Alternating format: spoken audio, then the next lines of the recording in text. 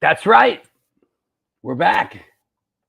This is the New York Hardcore Chronicles Live. Show number 6 bazillion. I missed you. I missed you all. I hope you missed me. What's happening? What's happening, Gary? Yes, we're back. And we're back. It's bananas. Joe, what's up? Greetings from Seattle. Bro, did you come? Did you see us play in Seattle the other day? You watched the show, but you don't come to see us play? The fuck? What the fuck, Joe? We just played Seattle the other night. Rat Bones, miss you. Larry Kelly, what's up? What's up, Holly? Good to see everybody. James Hollis, what do you say? Good to see everybody. Looking forward to doing a show with an old friend today. You know, I was working. You know what? It was all right. It was good. Seattle was good. You know, Seattle was good. Yo, what's up? Hey, Paul, see you on Sunday. Yeah, for sure. Sunday, yeah, we'll talk about that. Ray Hogan on the mend. What's up, Ray? How you feeling? Yeah, Sunday's going to be good. Greetings from LA. Yes, it's still there? Greetings from Scotland. What's happening? Greetings from the supply shed in Queens. Hello. Greetings. From the supply shed in Queens. Greetings from the supply shed. Getting ready. Excuse me, are those winter heads behind you? They are winter heads. What are winter heads? They're like caps, you know. I have winter heads, winter necks, and winter hands. It's a cap that says what? It looks like this. Hold on. Oh, you gave me one of those once. Yes. They're tight on my head because my head is too big. I'd wear one, but I'd probably get attacked. You work for the railroad. You know? It's never a dull moment here. Let me tell you. I'm excited. I'm going to see Max and Igor Cavalera tonight. Pretty psyched. You know what, man? I owe those dudes a visit but I'm not trying to drive all the way out there, man. Right. Should be cool. They're playing I'm with recovering Extinction from this weekend. What I was going to say, they're playing with a band called Extinction AD and Bewitcher, who I've never seen either one. So aren't they doing like the Beneath the Remains? The Beneath the Remains, Arise, and the one in between those two. That's cool. Yeah, I'd like to see that. I'd like to see that, but I don't have it in me to drive all the drive, and then Yeah, no, I hear you. See, to me, Arise, Chaos AD, Roots. That's what I'd like to see. Those are the ones. Those are my favorites. Sure. Yo, I want to shout out John Berry in the UK, who's going through a hard time. His gal's having a hard time.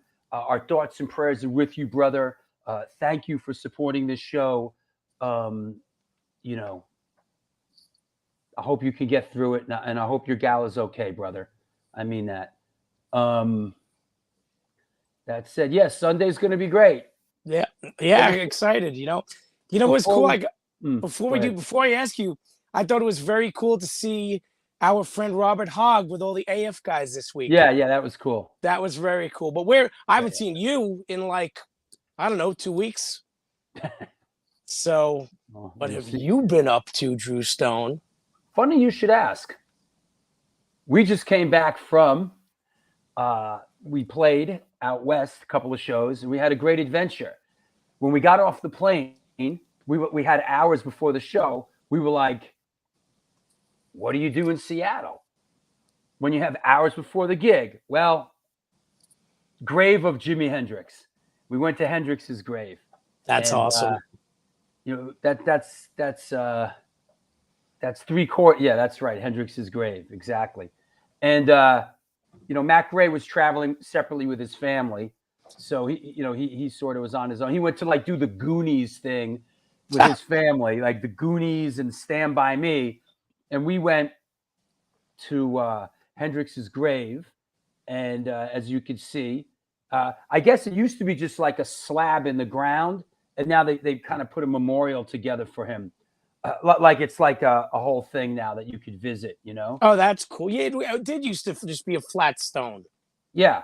Yeah. And now it's like it's like a gazebo, bro. They Brah. probably get so much traffic there, so I imagine, you know. Listen, don't get ahead of yourself, bro. But go see where Kurt Cobain got murdered. We're getting there, bro. This is called shit to do in Seattle before the gig. One, go to the grave of Jimi Hendrix, and there's me and Miss all that in a bag of chips. You know, hey, let's take a picture in front of where a dead person's buried. Yeah. And then after that, we went, and listen, this wasn't my call, but I was a willing participant. We went to the Mother Love Bone mural, which apparently is like a big. What's this? That's awesome. A super chat, like at the beginning of the show from DQ. DQ with the $2 super chat. Wow, this is a new precedent. DQ, feel free to ask any question in the world for either the guest later when he's on, or you can ask me anything right now and I will answer it. So there's the mother love bone. Well, like, you know, I'm not like big on the mother love bone thing. That wasn't my thing. I was busy, you know, trying to, you know, do whatever I was doing. I wasn't big on Mother Love Bone and Pearl Jam. You like them, right? Yes, I do. A lot. And this place is right next to Easy Street. Yes, that's awesome. As you can see, Tristan DeGrave's in front taking care of business. But this place was very cool. Do you know that Pearl Jam actually released a live album from Easy Street Records? They actually played in the record store. Who? Pearl Jam. Really? Yeah, they did a 7-song live album from Easy Street Records. Is that right? Yes, sir. DQ says, sending the love from T. M. Monster Voodoo Machine in the house. Well, we'll find out when we get our guest on. Oh, Eddie Vedder's a regular there. Well, go figure. What, you know, and so then after Easy Street Records, we went to the park that has the memorial bench next to the house that Kurt Cobain blew his brains out. Yeah. Got murdered? Was Kurt Cobain murdered? Didn't he kill himself? A lot of people speculate on that. People like situation. Who? Like fucking El Duce from the Mentors? Actually, wasn't that the didn't they say that she tried to put him up to it?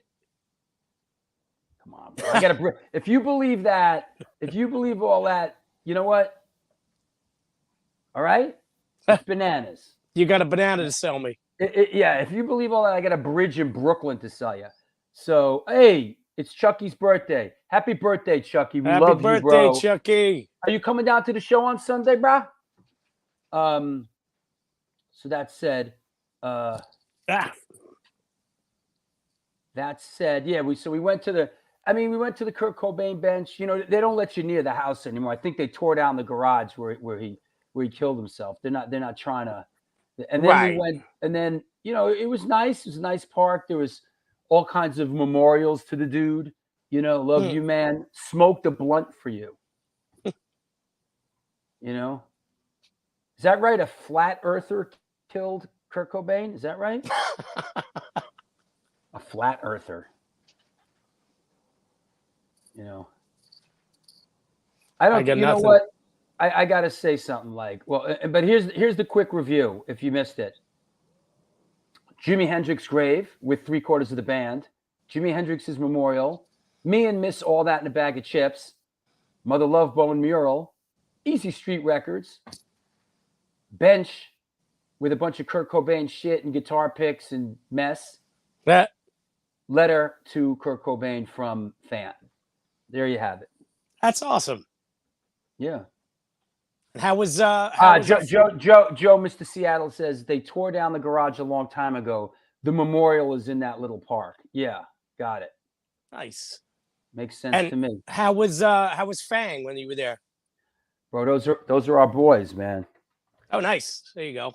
Yeah, we love playing with Fang. Listen, bro, with the biohazard shit. You knew that was coming. Come on now. Dude. I had to turn my phone off. I don't want to talk about the biohazard stuff too much because I'll tell you why. I don't want to talk about the biohazard stuff until the band makes a formal statement about it. What happened the other day was festivals, kind of jumped the gun and announced they were playing before the band put out the statement that they were going to make. So I don't want to do a deep dive on Biohazard today. Everybody sees what's going on. Biohazard's playing shows. We did it. Yeah, I think we did. Who's next? I'm like what's his name in Lord of the Rings? Like that. Who's that evil dude? Sauron. I'm like you will reunite. Drew is the reuniter. Who's next? Minor Threat. We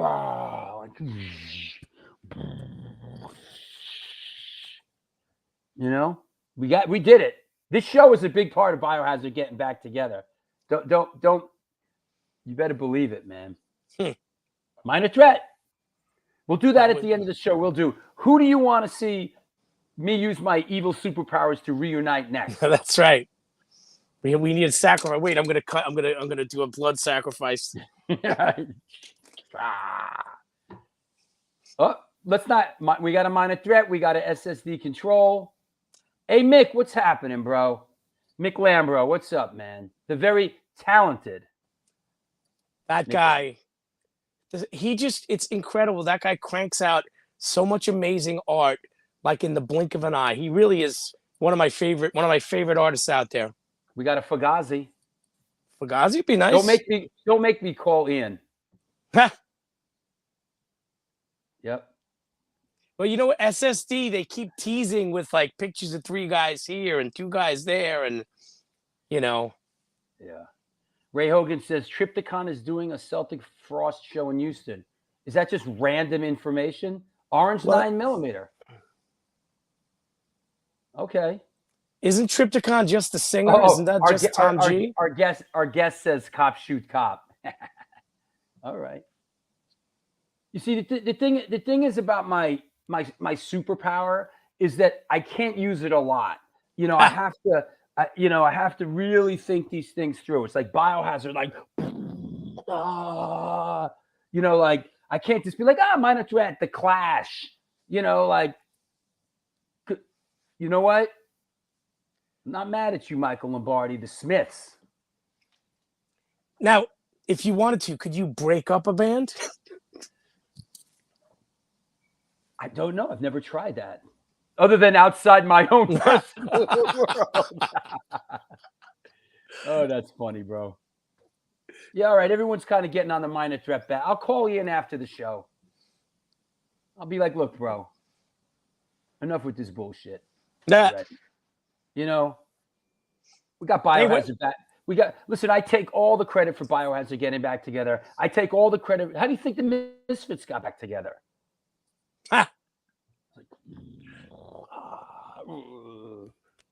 Reuniting powers activated. Right. Crap! I accidentally reunited the new kids. You see that? You see that Joan Jett documentary? All of a sudden, Ian MacKay shows up in the Joan Jett documentary. I'm like, what the fuck is this? Wow. Everybody loves Joan Jett. You don't like Joan Jett? Don't get me started, bro. That's when Drew goes, she's all right. Yeah. I'm not mad at Joan Jett. Her I'm not mad at Joan Jett. Whatever. Actually, right, did you see the last thing? Did you see LOA just announced a pretty awesome tour for Europe? Life of Agony, Prong, and Madball. Yeah, I saw that. That looks pretty cool for our European friends. Don't make me. I'll break up all 3 of those guys. I don't know. I'll be like, you motherfuckers. Mina's like wants to be a man again. Like I'll throw shit in the mix. I'll be like, You know, yo, Scott Earth, what's up, bro? Don't fuck with me, Scott Earth. I'll break your band up, dude. Like silence equals death. Silence equals life. Yeah. Right. All right, bro. I'll talk to you in a bit. This is the New York Hardcore Chronicles live. Often imitated, never duplicated. Sponsored by New York Hardcore Comics, The Organic Grill, the Texas Silver Rush, DTFM Vinyl Distro. And yes, Devin from DTFM Vinyl Distro will be on today. Women of the Pit will not be on today. Devin from DTFM will be on. We'll be talking some records with them. Generation Records, Grunge and Grime Soap Company, DeWolf Publishing, and 126 Hardcore Clothing. They are a streetwear brand for restless individuals who don't compromise, like you, my punk rock hardcore rock and roll friend. They are about being positive, spontaneous, and true to yourself. For years, they experimented with several printing methods and materials and collaborated with a large number of designers and illustrators, always giving room for fresh perspectives while retaining the hardcore attitude. Get in touch with them. Ramp up your weak-ass game at www.126clothing.com. Come on now, Grunge and Grime Soap Company. They're a handmade soap and skincare company with a rock and roll spirit based in Nashville, Tennessee. They combine their love for rock music and their love for creating products that are good for your skin and good for your soul. You soulless creature. Since the year of our God, 2019, they've been creating high-quality, natural, handmade soaps and skincare products with ethically sourced and sustainable ingredients. They give 10% of their net proceeds to local and community outreach programs. Visit their website at www.grungeandgrimesoapcompany.com and enter the code DREW for 20% off your first order. That said, is everything okay? Can we proceed? But Women of the Pit is in the chat room, yes. New York Hardcore Comics in the house. There we go. That said, let's bring our guest on. Let's clear the deck. What the heck? Good to see everybody again. It's a long time in between shows, wasn't it? Good God, that was brutal. Today's guest is a Juno award-winning Canadian musician, songwriter, producer, music industry executive, record label owner, manager, and author, hailing from Toronto, Canada. As a musician, he's known for his work with the bands One Blood, Disaster, Totentons, Monster Voodoo Machine, and currently Defcon Sound System. As an artist manager, he has worked with numerous artists, including Motorhead, Laguna Coil, and Glenn Matlock. Here today to talk with us about his new book, How Like an Animal, Music Stories Volume 1, please welcome our old friend and supporter, Adam Doom Sewell. What's up? What's happening? You know, all these years I've known you, I never knew that Doom was your nickname. How do you end up with how do you end up with Doom as a nickname? You know, I think if you worked at a record store in the late 80s and your name was Adam, you eventually got called King Ad Rock. That's just what happened. Right. And so I quickly went from Adam to Ad Rock, and then there was a DJ, this guy named Nicholas Pickles, who hosted a video game TV show here, who one day just walked in and went, "Hey, Doom," and then that was it, and that stuck. I never got a good, like, a cool nickname. Like I had a nickname. They used to call me Gumby. Like that's not like I can't like. It's sort of like I can't really rock that like as an adult, you know, Gumby, you know. So, you know, I kept the Doom around for a long time just because I didn't want to get confused with all of the other Adam Sewells in the music industry. Right? Yo, my brother had to change his name. My brother's now Evan B. Stone because there's an Evan Stone who's a porno star. And one day my mother called me and was like, "Is your brother involved or doing porno movies?" I'm like, "What are you talking about?" I called my brother and he was like, "Yeah, there's an Evan Stone porno star." So he started calling himself Evan B. Stone. Sometimes you got to do what you got to do. Yeah. Hey, so what's the latest? How you doing? How'd you get through the pandemic? Like, bring us up to speed. Um, the pandemic fucking sucked. Was not a cool experience. Nothing I'm in any hurry to go through again. Managed to avoid getting sick until January this year. Ooh. And then in the space of 4 months, I got hit with it twice. Oh. And it felt like I was recovering from a car crash for about 7.5 months. Was it as bad the second time as the first time? It was worse, way Really? worse, way worse the second time. The first time almost put me in the hospital. The second time I got through it okay, you know. The first time was pretty mild for me. It was the long COVID sort of fatigue bit afterwards. I had that too, yeah. The second time I got it, though, it manifested as pneumonia right away. And fortunately, that subsided pretty quickly. But the long COVID effects of it afterwards, dude, I'm not kidding, man. It felt like I was recovering from a car crash. It was fucking awful. I can relate. The first time I had it, we were a hair away from me going to the hospital. And as I had 104 fever. Yeah. And as a last ditch effort, I went into the cold shower. And like, we're going to call the ambulance. I'm like, just wait a second. And let me try this. And I went in there, probably lost 5 years off my life just from the shock of cold, you know. But yeah. I came out and like just sort of got through it, you know. Yeah, it wasn't a lot of fun, you know. I'm kind of happy that I'm feeling healthy again now, and it feels like there's a cautious air of optimism about sort of, you know, music business kind of getting back to somewhat of. But you weren't in Toronto proper, right? You have another residence sort of outside in a more rural area. Yeah, my son stayed in Toronto at our place, and my wife and I went. And we've got a place about an hour and a half north of here, up in cottage country. Sure. And we just sort of set up there, which was fine for a while, man. But after a while, it's like The Shining, like this cabin fever sets in, and I was losing my mind. And so it was when it was funny, like it was when we made the decision to come back to Toronto. I was back here for like 3 weeks and got sick.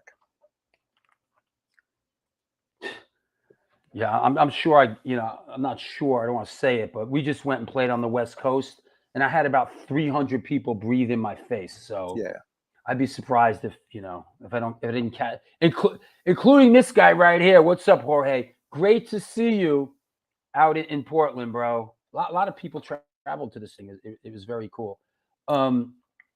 Ray Hogan says, I'm loving that Laguna Coil record behind you. Have loved them forever. We'll get into that, Ray.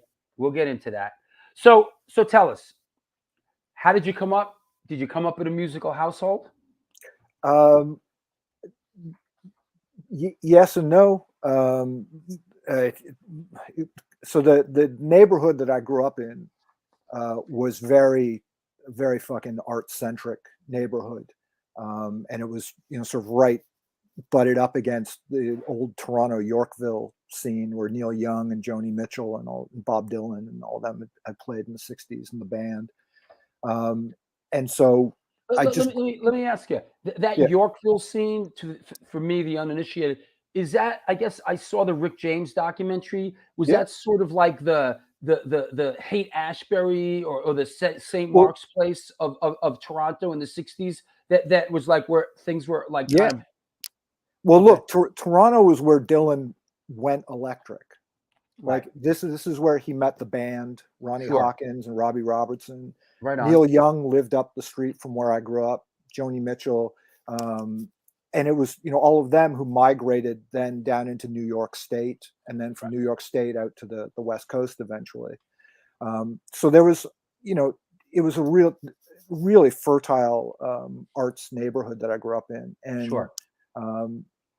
very, very progressive musically. So I was always surrounded by like just fucking music 24/7. And sort of not that I knew it at the time at all, but it was like, punk rock and new wave and dance music, hip hop. All of that shit was happening in real time. But to me, it was just like, this is just music. This is just what's going on. And my father's was from South London, and he used to go back home to England once or twice a year, and he'd buy me up records that were like the big records in the Melody Maker or the NME and stuff. And he'd come back and he'd drop a bunch of records on me as a kid. And so that was how I discovered like the Specials and Madness and the Clash and stuff.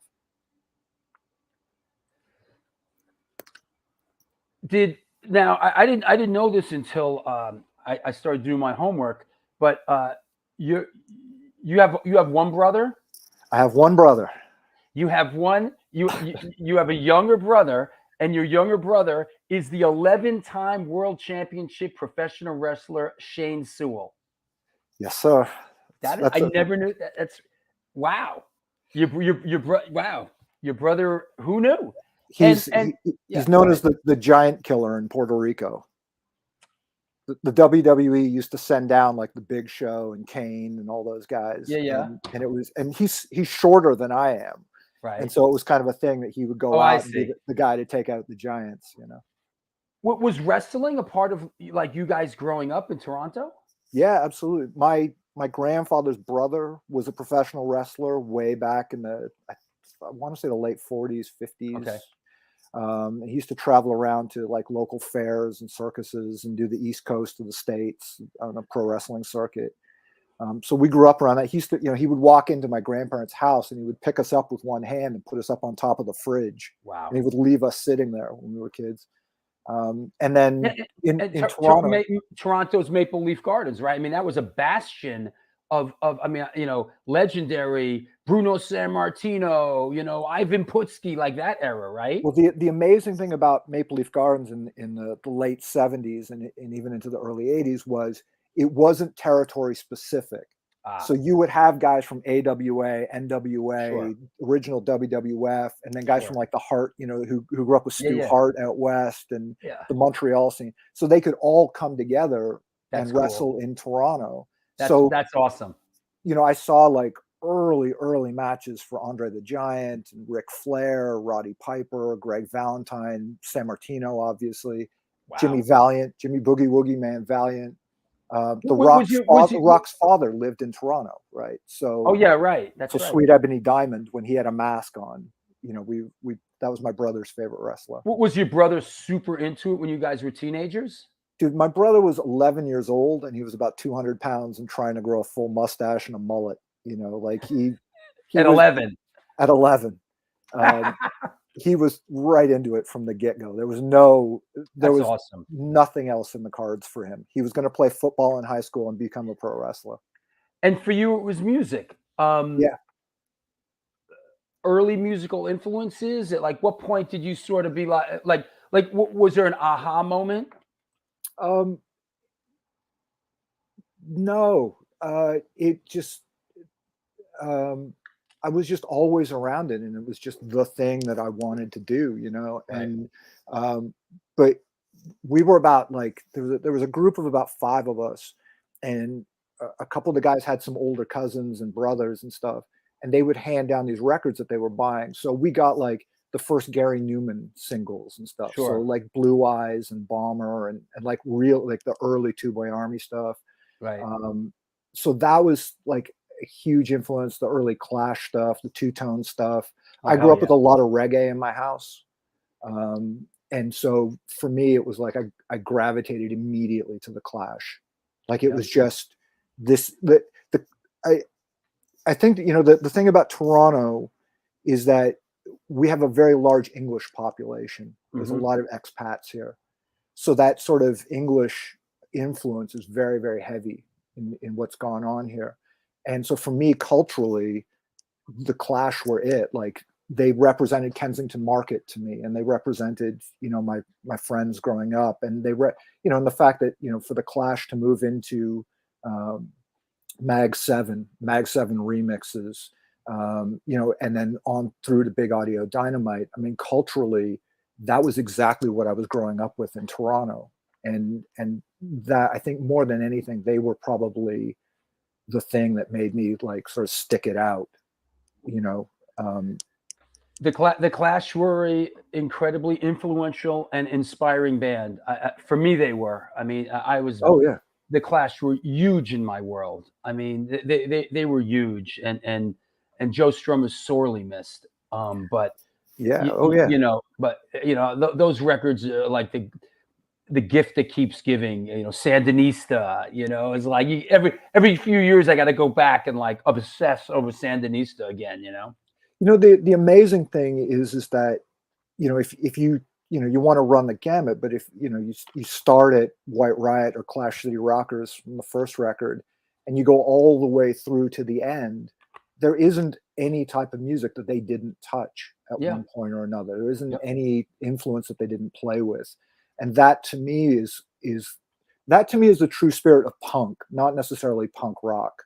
And you know, I think as I've gotten older and I've reflected back on it, you know, I really understand that like punk is the most influential thing in the world to me, not punk rock. Punk rock, I think, is very conservative and can be overly two-dimensional. But I think if you know, you look at people like Jaw Wobble, you know, you look at, you know, those types of players who take the spirit of punk and the energy of it and can play across multiple genres of music and infuse it with that energy and that attitude. That's, you know, to me, that's the most influential thing in the world. You know, and just not to dwell too much on the Clash, but it's so beyond the music with that band, and it's such a cautionary tale, even just as far as being a musician goes. Like the whole the whole story of the Clash and throwing Topper Headon out of the band, and then the whole thing falling apart, and then going on with the Cut the Crap and Mick Jones, and it's such a cautionary tale, you know.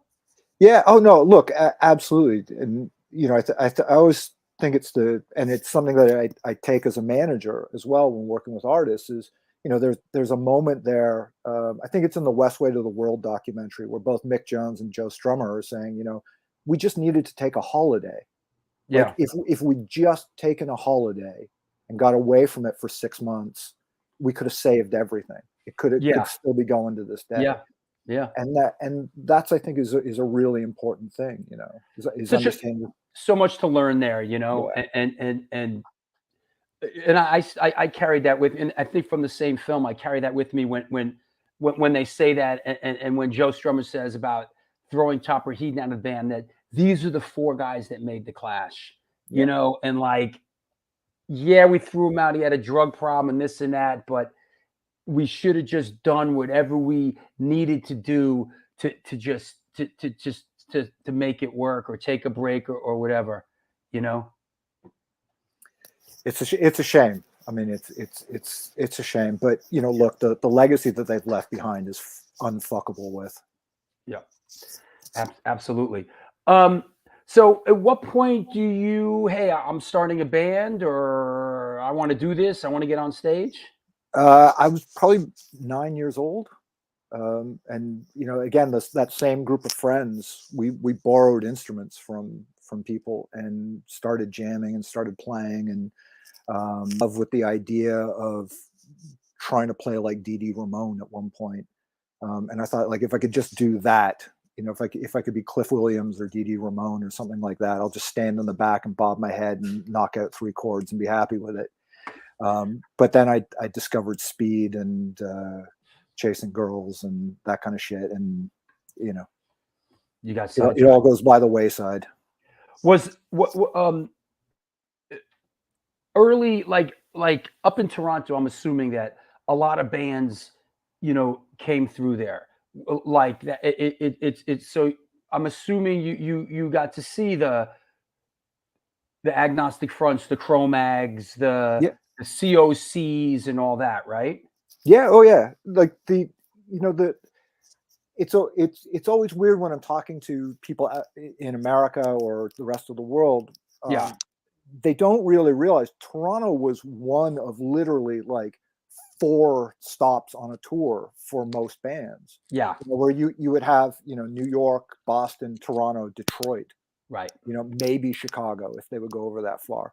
Sure. But Toronto was always here. And, look, the Wailers moved to Toronto. Rick James was living here. Parliament Funkadelic moved up here. The Misfits were playing here in the 70s. Everybody was here. I mean, and then when bands would come out of the UK to try and break in North America, they would have an easier time breaking out of Toronto than they would anywhere in the States.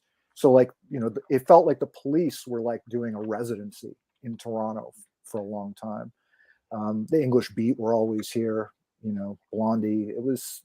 Any I don't want to say New York hardcore, but any sort of any hardcore bands that came through there early on that really resonated for you? I saw DRI on their very first tour. I saw that too. They had the set list that they hung the set list from all the way down to the floor. Stage. Yeah. Sure. That for me, I think the single greatest show though was COC on the Animosity tour. Yeah, you told me that. Yeah, that was life changing. That one. And in doing our pre-show and everything, you sent me this picture and we were talking about it. I know we're kind of going where the horse leads us here, but this is you on stage with COC years later, kind of a full circle thing, huh? That was a teenage dream come true. That's awesome. Reed just asked me to come down and sing with them. They were playing with Guar, and it was a sold out show in Toronto. And I got to sing the song Hungry Child from the album Animosity.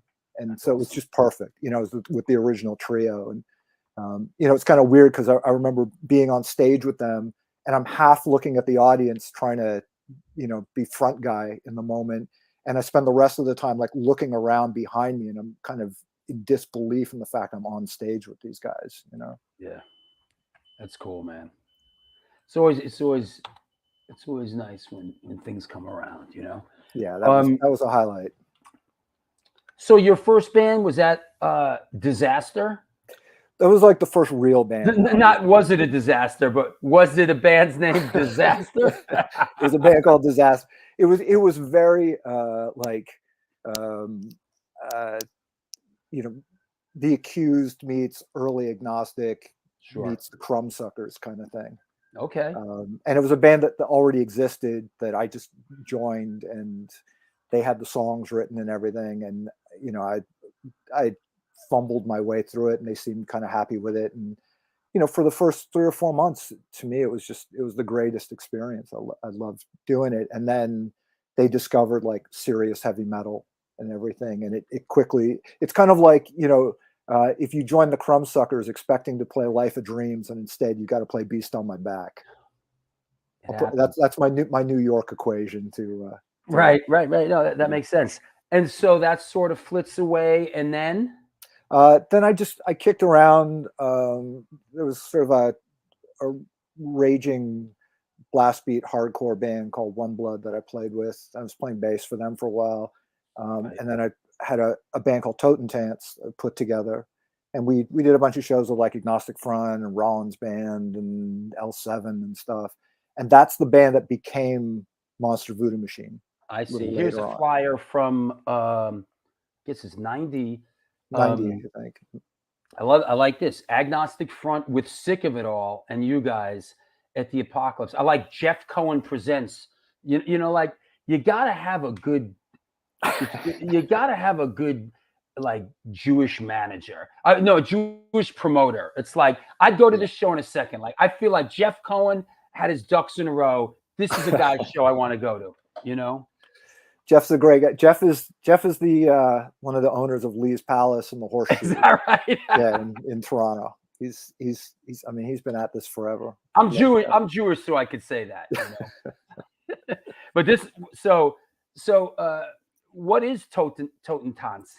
Well, it was the idea was that we would write really like hardcore songs and then we would just slow them way the fuck down and add in some groovy bass to it and like kind of do this sort of kind of like Void meets Black Sabbath kind of thing. Oh, that must have went over well on this bill. It did not go over well on that bill. We actually we opened with a cover of Venom's Buried Alive. Jesus. To sort of set the tone, and I just remember people screaming, play faster, thrash. Mm. And what was funny was I remember like looking over and the guys in Agnostic and Sick of It All, they were all like, shrugging their shoulders and walking away. And the guys who were in their road crew were all hanging out like fucking not. And I always figure like, if you can get the road crew excited about what you're doing, that's Sure. what's important. That's a win. That's a win. So what was the transition to Monster Voodoo Machine? Why did you just rebrand, or what happened there? We took about 6 months off, and one of the things that we started doing with Totem Tants towards the end was we started using these intro tapes between the songs, and then the intro tapes kind of started to bleed into the songs a bit. And to me, it was like this throwback to this crazy idea that I'd had for a long time, which was I always wanted like a punk rock version of Big Audio Dynamite, like a real punk rock version of it. And so I thought, if we're mixing intro tapes and what we're doing and stuff, maybe we can build this out. And so myself and the guitar player Mark, we got together and we spent a few months writing some songs, and it worked. It worked the way that we wanted it to. But it just seemed like, let's just clear the deck and give it a new name and fresh coat of paint. And that seemed to serve the situation well, right? Dude, it like the fact that the next 4 years of my life were a fucking blur. Like it's, we signed with RCA Records before I think we played 20 shows. And here's one of the earlier shows, right? This is Caius. Yep. Caius, you guys. Yeah, this looks cool, man. That's the tattoo I have on my back. That one. Gotcha. I mean, I'm assuming. I mean, you guys got together in 91, and 92 you did the Burn EP, right? Yep. And then well, I got another flyer here. Just wait. Oh, I think this is an early shot of the band, just so we can kind of, when you guys were still all long hairs, right? Yeah, that's 93. I think that's the first time we were in New York. That was taken. Right. We came down and we played CMJ with I Hate God and Buzz Oven at a loft in Soho. Jesus, Buzz Oven, man. Those dudes were gnarly, man. Yeah, that show ended with fucking broken glass and blood and chairs flying all over the place. You guys like had a deep personnel, man. You had a keyboard player and 2 guitar players. Yeah. You guys had a big sound, man. Well, that's what we were going for. I mean, if it was up to me, we would have had a full horn section and probably more keyboard players and everything. But what was the keyboard player's name on the left? Stacy. Yeah, he was cool, man. Stacy's great. I mean, look, the wonderful thing is, all these years later, like Stacy, and there's Darren beside it. That's DQ, who was in the chat before. Oh, is that who's DQ? The one with the hat and the CKLN shirt. Okay, that's Darren. Right. Terry on the other side of me. Jason. I remember. Listen, I remember Terry. And who else? And that's Dean, the drummer at the end. Yep. You may be familiar with Dean from the Bastard Is As Bastard Does video. You mean this? A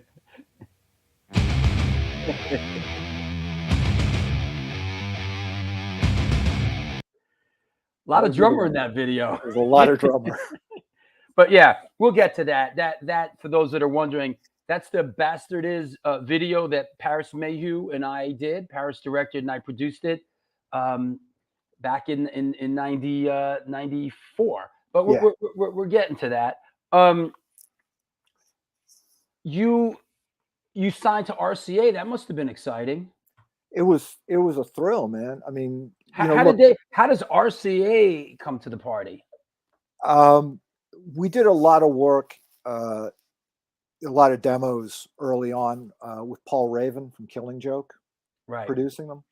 And he was living in Toronto at the time, and he was connected with the A&R, Melissa Komorski at RCA, and she liked what we were doing and flew up. And dude, it was such a fucking weird time, because it was, I grew up playing like a million punk rock shows and stuff, And there was never a moment where, you know, anybody ever talked about signing a big record deal or doing anything like that. And then by the time we were playing our third show, people were flying in from LA and New York to watch us. That's awesome. Like our third show, man. And Wow.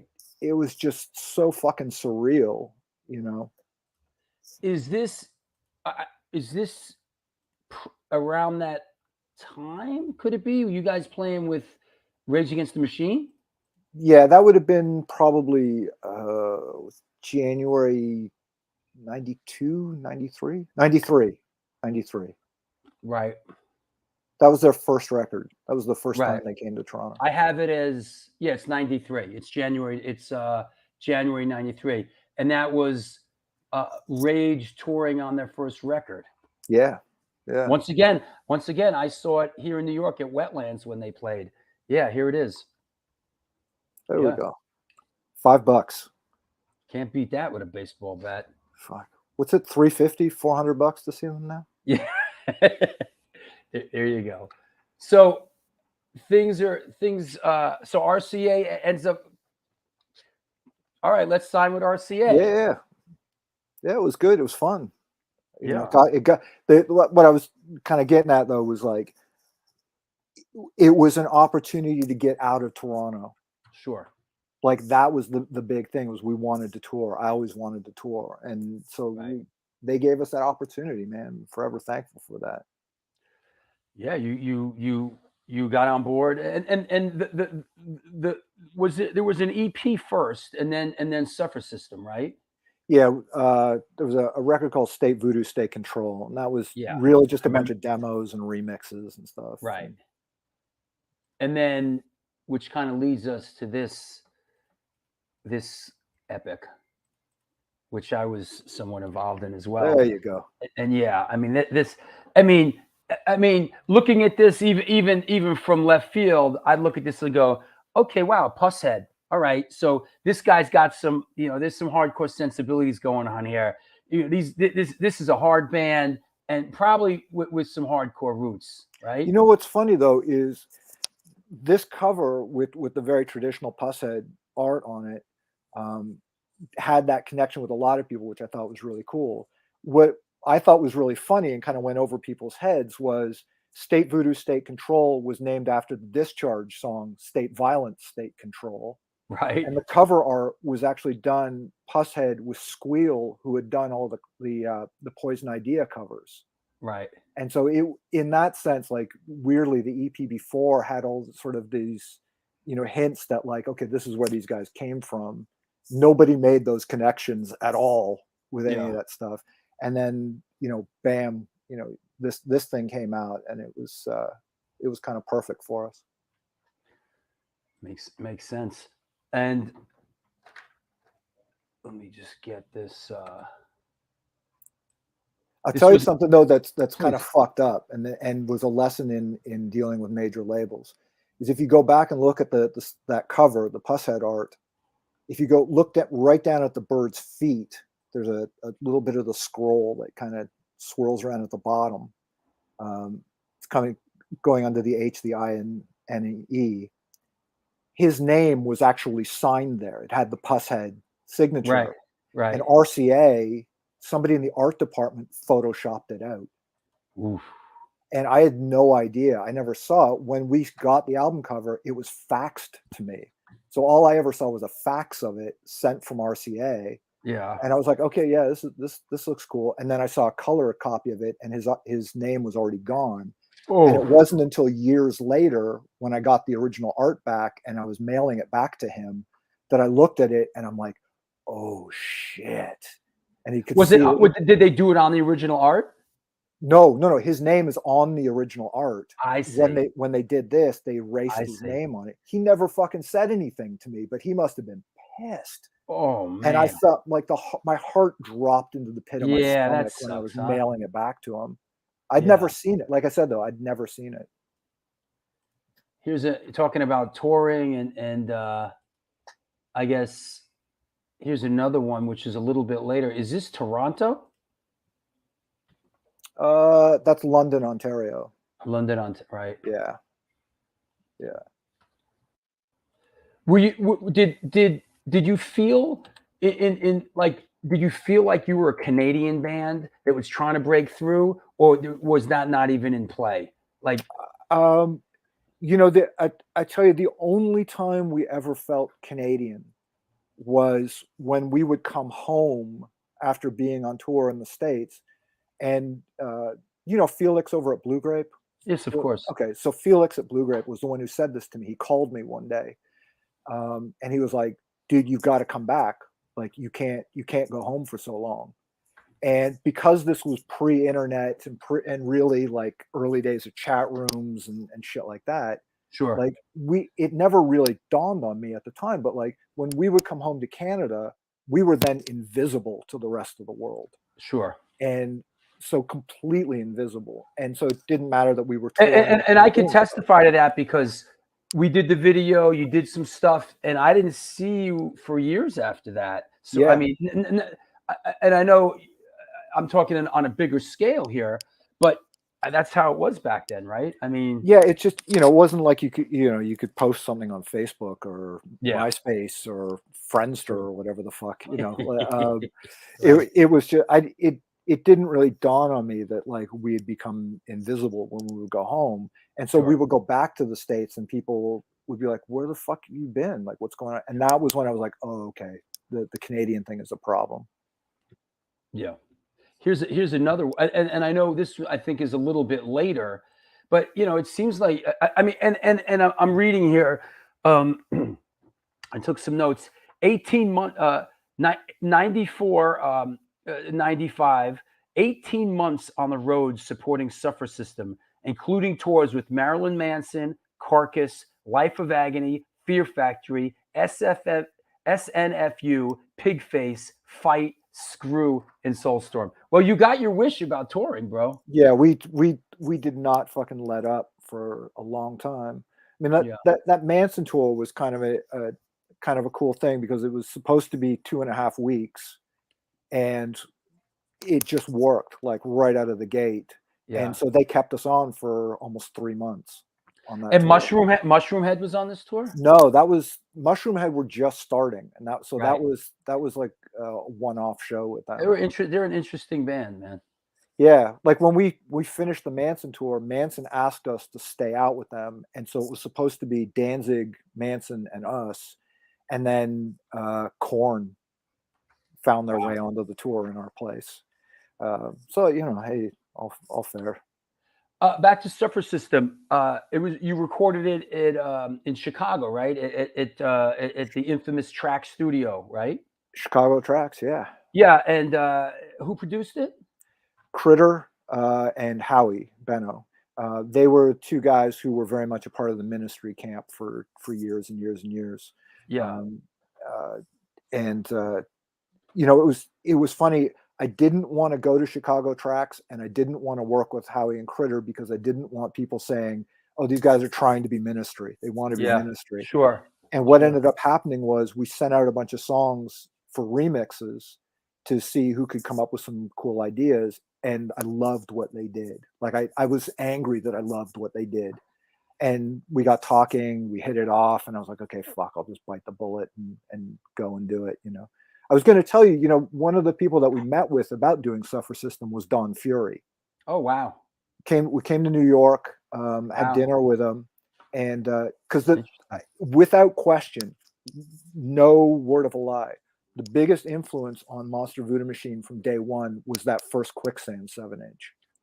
That was that 7-inch was ground zero for us. Wow. Watch your mic, bro. You're sorry. Yeah, Leah. Go ahead. That's the Quicksand 7-inch that's on Revelation. Yeah. So, we really wanted to work with Don Fury. We met with him. Sure. Great guy and everything. But I don't know whether it was he didn't want to work with them or wasn't comfortable with it, but he didn't want anything to do with computers or samplers or sequencers. Nope. And so it was just like, okay. I equate the Monster Voodoo Machine sound so much with that kind of stuff, and that sound you guys had. I couldn't imagine that record being done with Don Fury. It would have worked. I think it really would have worked. I Okay. think if he'd bent to our will and worked with some Right. computers and Sure. stuff, it would have been fine. But Sure. you know, look, I absolutely love that Quicksand 7-inch. I think it's better than Slip. I think it's better than the album. And I know I'm in the minority for that, but that fucking 7-inch is flawless. It's I might perfect. have to revisit that. You know, I kind of came to the Quicksand party fairly recently. You know, doing this show um, uh, and I've listened to a lot of Quicksand in the let's say the last couple years. I'll revisit that first 7-inch. It's brilliant. Absolutely brilliant. Yeah, and our friend is playing in Quicksand now. John Lamacchia from Candiria is on tour. And we just played Portland the other night. They were in town, across town. It was Quicksand, Helmet, and Clutch. Yeah. Yeah, but you know how it is. It's not like I could, you know, I'm going to break off from my gig to go over there to like, hey, I really, you know, like, you know, hey, go backstage. Hey, it's like, you know, once you're in the war zone, you know, it's hard to get out. Once you're situated, that's it. Yeah, that's kind of it.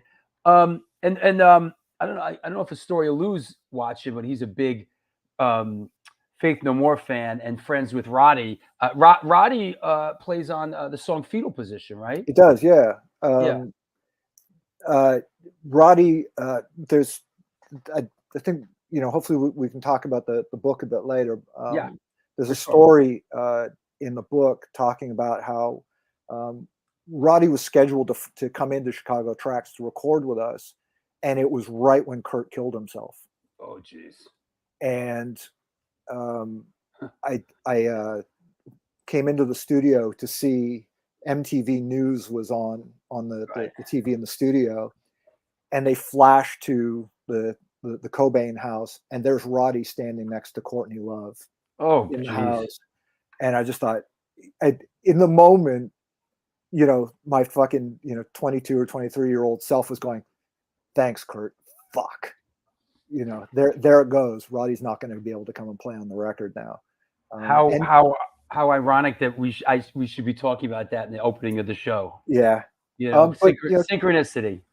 But within a week, Roddy flew out, and you know, he was amazing. He was fucking great to work with. A lot of Is that right?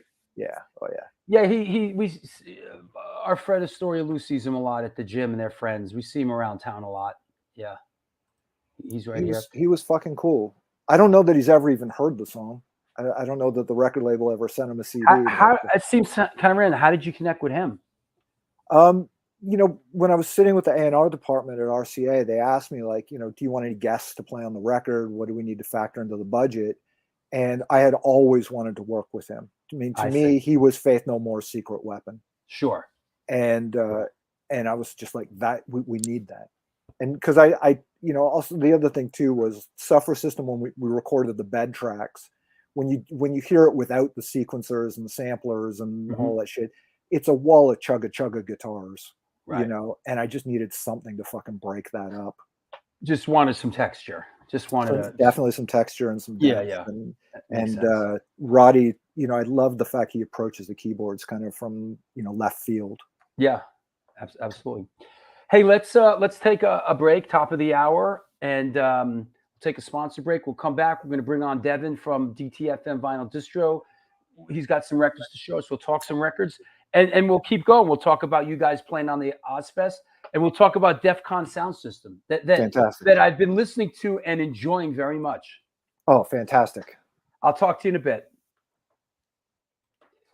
Well, there you go. This is the New York Hardcore Chronicles Live. Our guest today is Adam Sewell from Monster Voodoo Machine and Defcon Sound System. He has a new book out, How Like a Wounded Animal, Music Stories Volume 1. It's not out yet, but it's going to be out soon.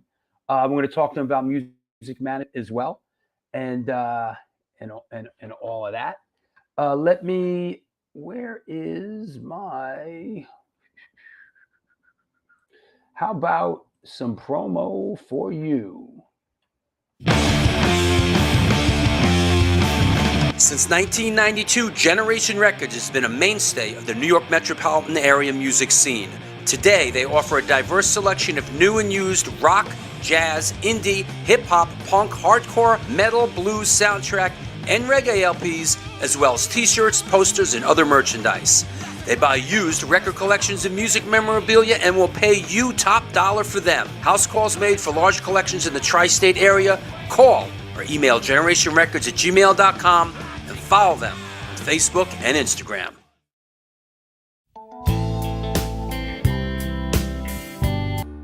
Hey guys, Vlad from Organic Grill. As you can see, we're in new location on West 3rd Street, right by Blue Note and Comedy Central. The place is bigger, kitchen is bigger, we have more varieties, more food.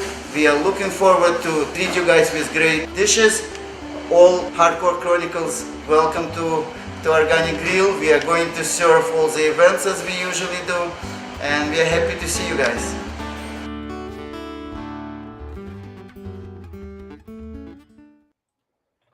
What's happening? And we're back.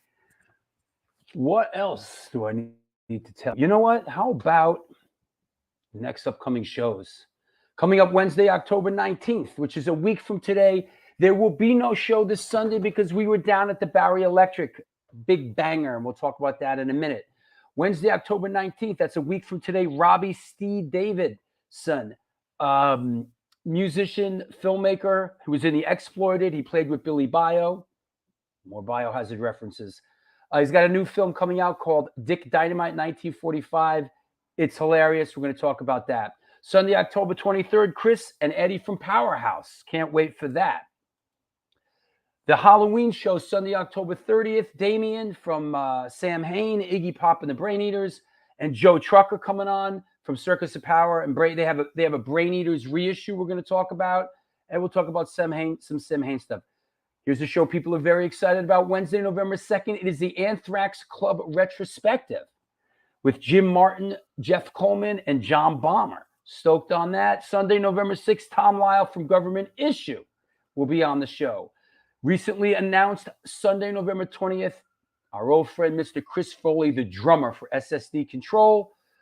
This is going to be great. We always love when we, talk to some of the, different voices in this thing. So look forward to, some Chris Foley. Just announced as well, Brooke Smith, author, actress. She was in Silence of the Lambs. We loved her in Ray Donovan, Grey's Anatomy, Big Sky. She has a book coming out, a photo book of her photos from the mid-1980s called Sunday Matinee. This is going to be very cool. And then, let's hear for the gals. Wednesday, November 30th, R.B. Corbett, old school New York hardcore represent. She was in Even Worse. She's in the Bush Tetras now, and Highly Effective People. And she's in the mix. We love our old school hardcore people. Yes, Powerhouse will be coming up. This is true. Want to mention, for those watching the show, please support the show. You can support the show on Patreon. There's the Patreon address. If you join, you get the free New York Hardcore Chronicles book, a lot of Patreon-only shows. But please support the show. Show needs your support. The shit doesn't just magically happen. All right? It's bananas. There's a PayPal page there also. What else do I need? Oh, my latest patrons. Mikhail Efranason, Julio, and Rochelle. Even Rochelle's a patron now. My own girlfriend's a patron. Listen, if my girlfriend could be a patron, so can you. Yes, Brian. Thank you, bro. Thank you, bro. I can't thank you enough. I can't thank, honestly, I don't want to get heavy on you, but the patrons out there and the people that support the show enable this thing to happen. I could not do it without you. Biohazard would not be getting back together if it wasn't for you. This is true. Yep. Yeah. Thanks.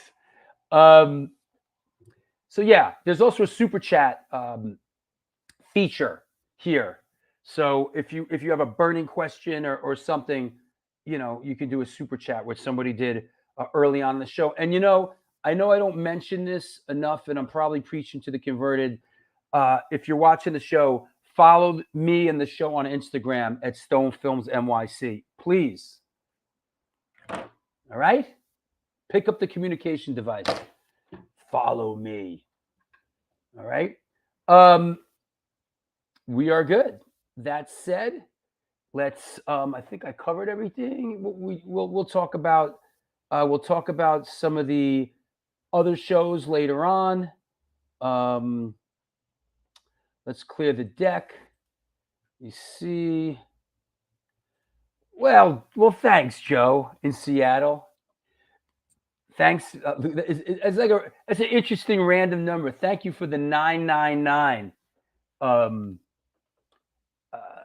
super chat. You know, if you do a super chat, it basically brings you to the front of the line for any question for the guest. But if you have any question at all, even if you need advice on you know, your love life or your job or the kids, feel free to ask me, and we'll take care of it. That said, let's clear the deck. Wait, what? Biohazard back together? Biohazard's back together, bro. Where you been? Living under a rock? Yep. I don't really want to talk about it until they make a public statement, but it got dribbled out there. Original Biohazard back together. Yep. And believe me, I knew about this the whole time, but I couldn't talk about it. So there you go. But listen, it's on now. Fucking on, Biohazard, you know. Fucking what makes us tick? I can't wait, man. Big things are coming down the line. You heard it right here. You know, you better believe it. That said, yeah, man, Biohazard's back together, bro. Listen, this is one of my superpowers. I have the ability to get bands back together. And I also have the ability to destroy them. I don't like to do that much. If I have to. That said, let's bring our friend on from DTFM Vinyl Distro in Fargo, North Dakota, Devin Casavan. What's up? What is up, Drew? And if I may request, can you use your powers to bring back Sam Hain? Didn't Sam Hain just play like fairly recently? Did they? I must have missed that. I mean, a couple years ago, he did like a Danzig Sam Hain Misfits like thing. I saw it here in New York. They like did a Danzig set, then changed backdrops and did a Sam Hain set, and changed backdrops. And Doyle came out and they did Misfits song. That was all right. That's all I got. But was it all the original members of Sam Hain? It was. Wow. Oh man, and I missed that. Yeah, listen, fucking Fargo, North Dakota, bro. I'm in the dark here, man. It's like Siberia. How's the new place coming? The new place is great.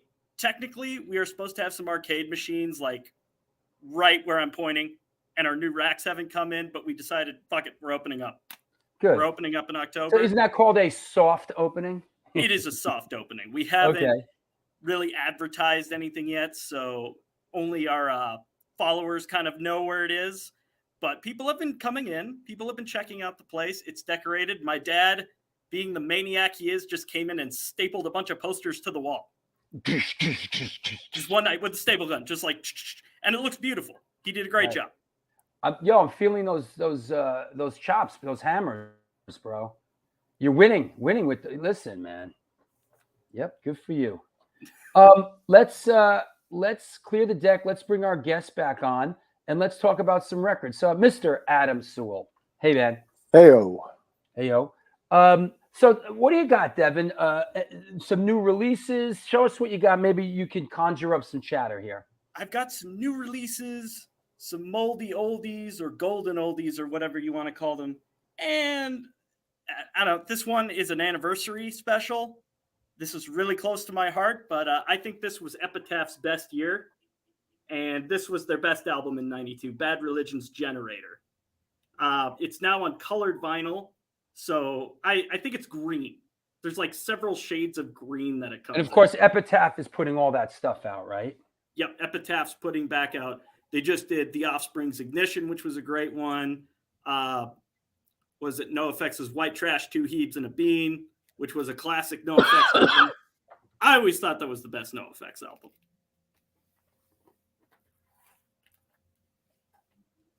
Next. Let me get the water here. So, is that water or Gatorade? It's a Gatorade bottle with water. All right. Go ahead. Next. All right. New Municipal Waste. Okay. I now feel we're getting Municipal there. Waste is consistent with bringing out true bangers. And I haven't heard this one yet, but I know I'm going to like it. And I know people who like Municipal Waste and the neo thrash scene are going to love this too. It comes on Electric Blue, man. How can you beat Electric Blue vinyl? You can't. Who puts that out? That's a good question. Nuclear Blast is putting them out now. There you go. That makes sense. Sure. Adam, you know this band, Municipal Waste? Oh yeah. I'm not that familiar with them. They're like if a band based their entire career on playing Toxic Waltz, right, by Exodus. That's pretty accurate. They're excellent live though. I felt their last record. Yeah, that's what Jeff says. Great live band. Yeah. They're a great way for 20-year-olds today to experience the 88, 87 crossover period. Yes. Iron Reagan is another one because they have the same singer, but you haven't heard much from Iron Reagan these days. Not since Crossover Ministry, which was 5 years ago. Okay. What else you got? This one I just listened to recently. Is that new? This is new. This is brand new. Get yourself some free LSD. I don't actually know if there's free LSD. I haven't tried to lick it yet. And there's a movie that goes with that album, isn't there? There are several shorts.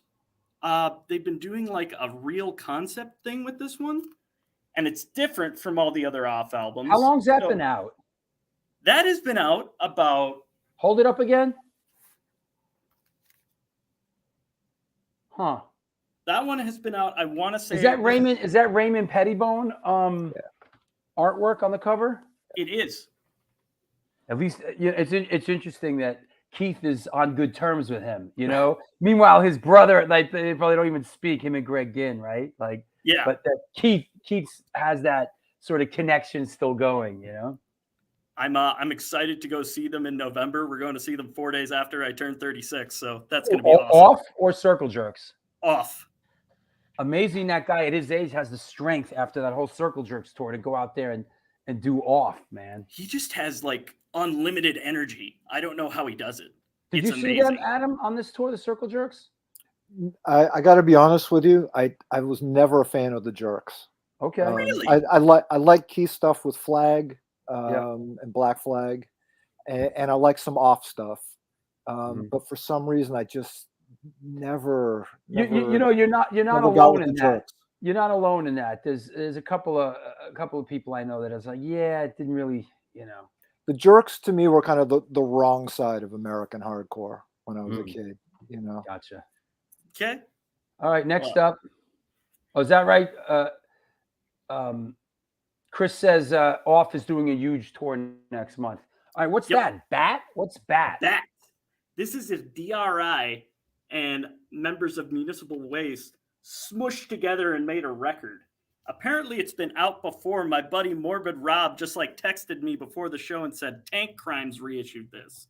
So I don't know when it was originally released, but it's gotta be some sort of weird dark neo thrash thing.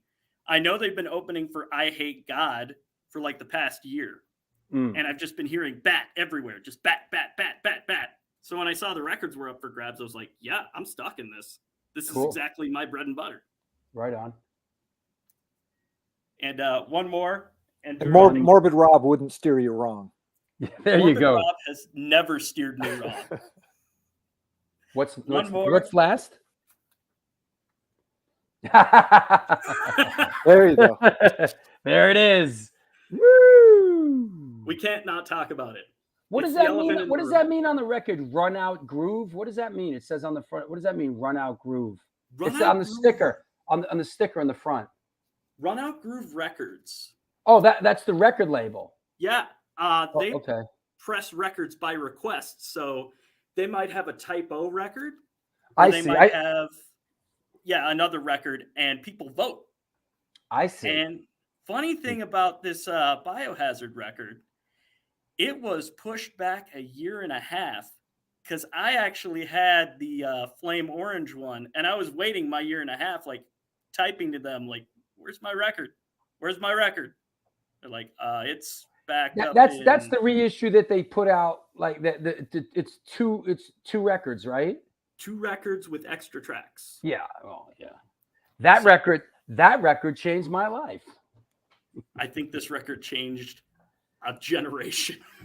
That record changed my life. I wouldn't be sitting here right now if it wasn't for that record. And I could say that about a few records, but literally that record really and the work I did with them and everything that I did. What did we do? Paris Mayhew and I did 2 videos off that record. We did Punishment and Shades of Grey, and it was crazy. Here's a shot, Adam, of you. This looks like around that time, right? That's probably like 2003, maybe. Oh, okay. I thought since Billy's hair wasn't blonde, I thought maybe it was older. Yeah, I think that was right before before Evan quit, or left the band or whatever. I mean, whatever the circumstances were. I was actually in Toronto tour managing for It was Biohazard Sepultura. I think we played. We went through Toronto. That's a tour. It was good. It was cool. Yeah. Well, good stuff, Devin. How's the new store? Everything all right? The new store is good. It just has more things I need to deal with. The mailbox I couldn't be further away from, but ups and downs. They finally opened the street next to me for like a week. The street next to me was closed off. They finally opened it today. I saw like a road crew and I was like, what? Drama in Fargo, North Dakota. Yeah. Well, good, man. I want to thank you for being a sponsor of the show. I couldn't do it without you. I love your enthusiasm, and I love when you come on, man. Let's talk soon. Love doing it. Always love talking to you, Drew. Okay. And great meeting you, Adam. And you as well, Devin. And please give our best to Morbid Rob. Tell him to keep it real. Talk to you later, bro. Later. Love that kid, bro. The enthusiasm, Oh yeah. It just, good stuff there. Great. We've got a special guest. Oh, who's that? That's Beatrice. Beatrice. I like dogs and cats with human names. We had a Siamese cat named Omar. It's like it really personalizes the animal. Beatrice. Yeah, Mark, go ahead. Oh no, I was just going to say we adopted. Unfortunately, Beatrice's owner had passed away from cancer, and so we adopted Beatrice. And I will tell you, for a 7-pound Chihuahua, I've never met a dog with more personality. Who was larger than life like that. That's awesome. Our friend up in Toronto, and I was wondering where he was doing the show. Mark Toth says, I saw Monster Voodoo Machine and Marilyn Manson at the Opera House in Toronto. They damn near blew Manson off the stage, and that was when Manson was good. Oh, thank you, Mark. Appreciate that. It must have been fun to tour with those guys, huh? I'm gonna say this. The thing that I enjoyed the most about touring with them was that they pushed us and encouraged us at every turn. Like that band and their crew. Like, we used to get a lot of tours because we practiced setting up and tearing down our gear. And so, like, we got the Carcass and Life of Agony tour because we got added to a handful of shows, and we were able to set up, play our shit, tear down, and get out of everybody's way so quickly that they were just thrilled with it. They were just happy. And they That's said, cool. stay on the tour. So Right. we sort of took that approach with every tour that we did. Sure. When we did the Manson thing, the first show, we kind of did that. And I remember their road manager and Manson came over to us afterwards and they were like, you guys were holding back, weren't you? And I was like, well, you know, it's your show and everything. And they're like, your shows aren't normally like this, are they? And I'm like, well, no, you know, it's your stage. And they just looked at us and just went, go for it. Just fucking go for it. And so within 3 shows, you know, it was fucking absolute chaos. And the louder that we got, they started bringing in a whole bunch of Mezza Boogie backline to keep up with what we were doing. And it was really cool. kind of cool that it was like both bands were pushing each other. Who was the guy that was in the Manson camp? I think he used to drive for them. He was like a lunatic. Tony. Oh, yeah. I can't remember his name. Sorry. Yo, the dude was like, they had some serious characters in that camp, man. Frankie. And they had this one dude, Tony something. I can't remember his last name. I think it was Tony.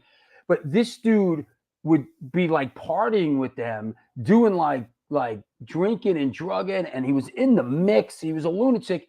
And then after the show, he would drive the bus. And I was like, yeah, that's a little crazy, man. You know, there were, you know, look, I'm not going to lie. It was, you know, their whole thing was lunacy. Well, was lunacy. And it really was. And it's almost kind of uncomfortable to talk about now because of course, you know, all the shit that's happened and who the guy ended up kind of becoming. But I will say this. There was nothing that went on that tour or that we saw or was prevalent. And I traveled with them for a bit. There was nothing that was happening that was beyond anything you would have heard about Motley Crue or something. And it was a bunch of guys living out their rock and roll dreams. It wasn't this fucking horrible, you know, debaucherous, you know, abusive kind of shit that, you know, has come to light as of late. Got it. You know, there was a couple of years after we worked together where we weren't in touch and you kind of fell off my radar screen. And then I went to Ozfest in what was it, 98? I think I remember I went to Ozfest it was like in Camden, New Jersey or Trenton, New Jersey. Camden, I think it was. Yeah. And I went with Scott Koenig, who was managing Biohazard, who was a good friend of mine. And we went, and there you were playing on you know, on one of the stages. And it was like you, and then Life of Agony, and then Motorhead on the stage. It was an amazing day. I mean, it was a trip. It was a fucking trip. How did this come about in '98, and what was this like? Motorhead asked us to come and do the tour. Todd Singerman, their manager, who had been managing us as well. The deal was Sharon wanted Motorhead to headline the side stage as a real sort of, you know, attraction for the side stage. Sure. I mean, if you look at that, the side stage from that, Melvin's Life of Agony, Incubus, Snot, Motorhead, System of a Down, you know, I mean, that's the side stage. Right. You know, it's fucking crazy. And so, you know, they said, look, you can come do this tour. You have to do it for free. There's no money, but you can do the Ozfest. I'm like, you know, fuck, let's go. Let's do it. Yeah. And we went, and, you know, it was cool because, you know, one day we would play on the side stage and then the next day we would open the main stage. Sure. That's how they do it. For those that don't know out there, in the Ozfest days, they would rotate. Bands weren't stuck. You know, you sort of draw the short straw one day, but the next day you're on the big stage. That was pretty cool about Ozfest. It was fucking great. Like That's awesome. It was really cool. Yeah. I went and saw you, and it was great to see you again. And it was interesting. Life of Agony played. That's when Whitfield Crane was singing for them. And Motorhead, I saw Motorhead play, and I was on the stage, and I sat right behind Mickey D playing drums, and he blew me away, man. I was blown away. That side stage when Mickey would play, Yeah. the platform was just fucking shaking. Like, Yeah. it was unbelievable what he did. Yeah. At the time, like, you know, I didn't really know who he was. You know, it wasn't like now, of course, you know, but at the time, sure, Motorhead, and yeah, Motorhead's got, you know, the drummer from, you know, King Diamond. you know, okay, cool. And saw you play, saw LOA play, was still there bullshitting. They started playing. Oh, let me go watch some Motorhead. Had a pass so I could sit right there, right behind. And he blew my mind, man. He was. Oh, it was incredible. Incredible. Yeah. I've been a fan ever since. Here's a nice shot from that Ozfest. This is you, Joey Z, and Darren from System of a Down. Okay. And then in the back with the cowboy hat, that's Jamie, who's playing drums for Bad Religion now. Oh. And Amy Echo, who Human Waste Project. Oh, wow. That's her there. Must have been fun traveling with everybody and doing that. It could, at times it could be really cool. Right. And other times it was a little painful. Makes sense. I want to make our way to sort of the management stuff and the Defcon stuff, but how does Monster Voodoo Machine sort of like come to a conclusion or in a death spiral? yeah, like how did that? I know in '98 you guys put you know, Mercury picked you up, right? And well, we did a really garbage record on a punk label, California punk label that had just been bought by Mercury. Was that Pirate Satellite? No. Pirate Satellite was kind of like a demo thing that we had done to tide people over. Right. And I love Pirate Satellite. I think it's a fucking great record. But stupidly, I had made this decision to make a rock record where we wouldn't use samplers, wouldn't use any computers and shit. And as we were making the record, it just became really obvious that this was a terrible thing to do. Sure. And then we got added to Ozfest, and the record company needed to put the record out right away and all this shit. And I kind of bit the bullet and went ahead with it and put it out. And it was the death knell. I mean, it was the fucking terrible decision. Was that Direct Reaction now? Yeah. That was Mercury Dr. Dream Records? Yeah. We should never have released that record. Not the way that it is. There's actually a lot of Defcon sound system songs that were reworked from electronic songs into rock songs for the record, and it didn't translate. It didn't work, and it was shit. We tried touring. The last tour that we did, I think, was with Queens of the Stone Age, and it was over. Like, sometimes you're flogging a dead horse and it's done. Absolutely, bro. And to be honest with you, for as much as it sucked in the moment, the best thing I think that came out of it is the fact that all of us are still close friends all these years later.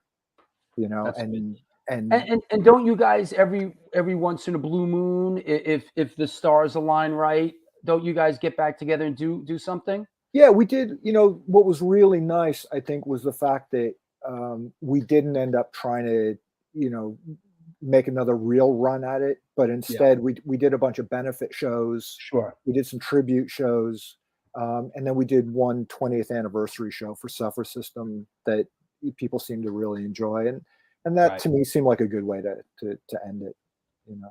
That makes a lot of sense.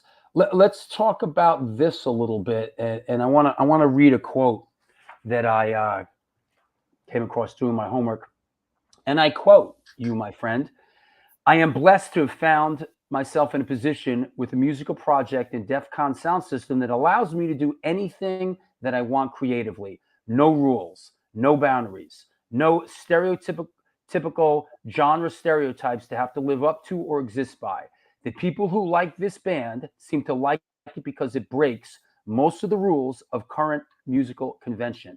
This, to me, is the most punk thing I could possibly do, and I'm thrilled to have this amount of artistic freedom." You know, I like that. And listening to the stuff, and I know I'm listening to the Silver Bullets, the newer stuff. Yeah. Man, I really, really, really enjoyed it, man. Thank you. I appreciate that. I really did, man. Could you give us some background on this and how this is kind of shook out for you? Yeah, I mean, in all honesty, I think with Defcon Sound System, this is what I've wanted to do my entire life.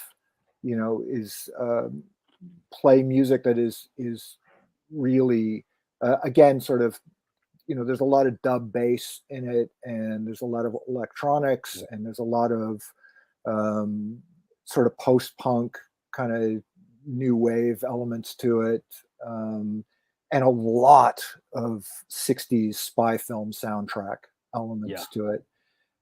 You know, the Clash are my, you know, probably my first favorite band. My second favorite band would be Massive Attack.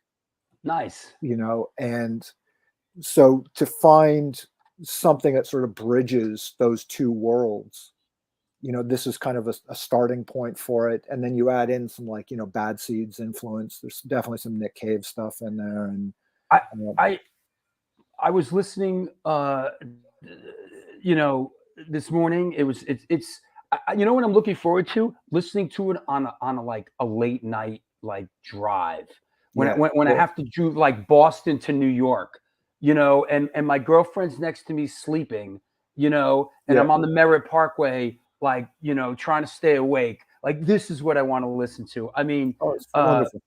I love A Moving Target, Fool's Gold. Who's the female voice in that? Who is that? That's Simone Denny. She is okay, sure. She is a 9-time Juno Award-winning dance music icon. Because every time her voice came in,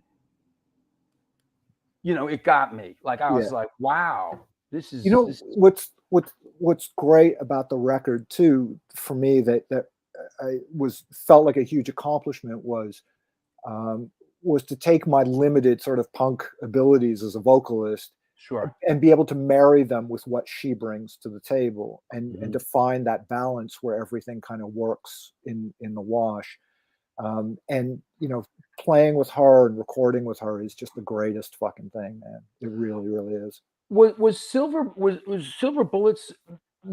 Is it a soundtrack album, or is it a theoretical soundtrack album of something that could be, or what's the rub there? You know, when I was working on it, and I started piecing it together, it was like, this doesn't sound like a record. It doesn't sound like an album a band would make. It sounds like this is a soundtrack. And so I, you know, figured that out probably in like 2009, 2010, when I was starting recording it. And so I just ran with that as the concept. Like, I'm going to pretend that this movie Silver Bullets exists, and I'm going to pretend that this is the soundtrack to it. So you do get those sort of interludes that are kind of like musical flourishes and things between actual songs. And this is a project that you've done a lot with, including playing out live shows? Yeah, well, I started Defcon Sound System in 1995 or 1996. Right. And when Voodoo went on hiatus for a bit, we put a Defcon Sound System band together.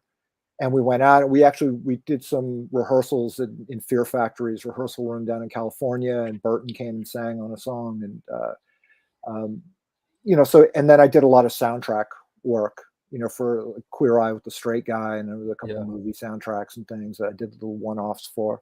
And so it's always kind of been this ever evolving, ever changing thing. And I think now I really understand what it is. It's awesome to have that, and I'm really happy for you. It's, you know, I play in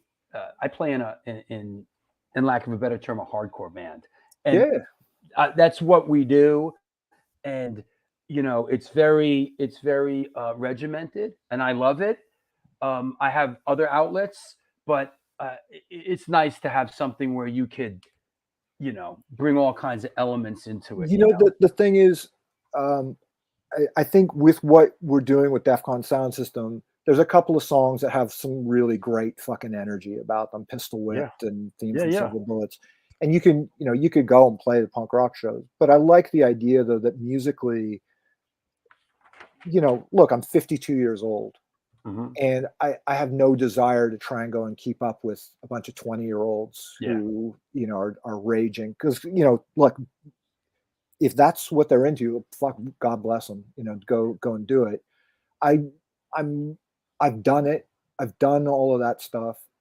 There's no way I can write anything heavy enough or hard enough or fast enough or, whatever to keep up with everybody. So now it's a matter of trying to create something that sort of appeals to me at 52 years old, that fills a larger stage. Maybe it's a wide palette, man. And it's an interesting and enjoyable soundscape. Like I said, I'm looking forward to listening to it, in the car at night by myself, through the good stereo, in the, it's a great headphones record. Like that was part of it was you pick up a lot of, a lot of layers. Says, don't stuff. Come around my grave kills.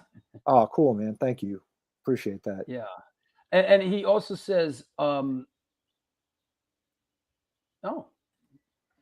from Scotland. What's happening? Damn. Man?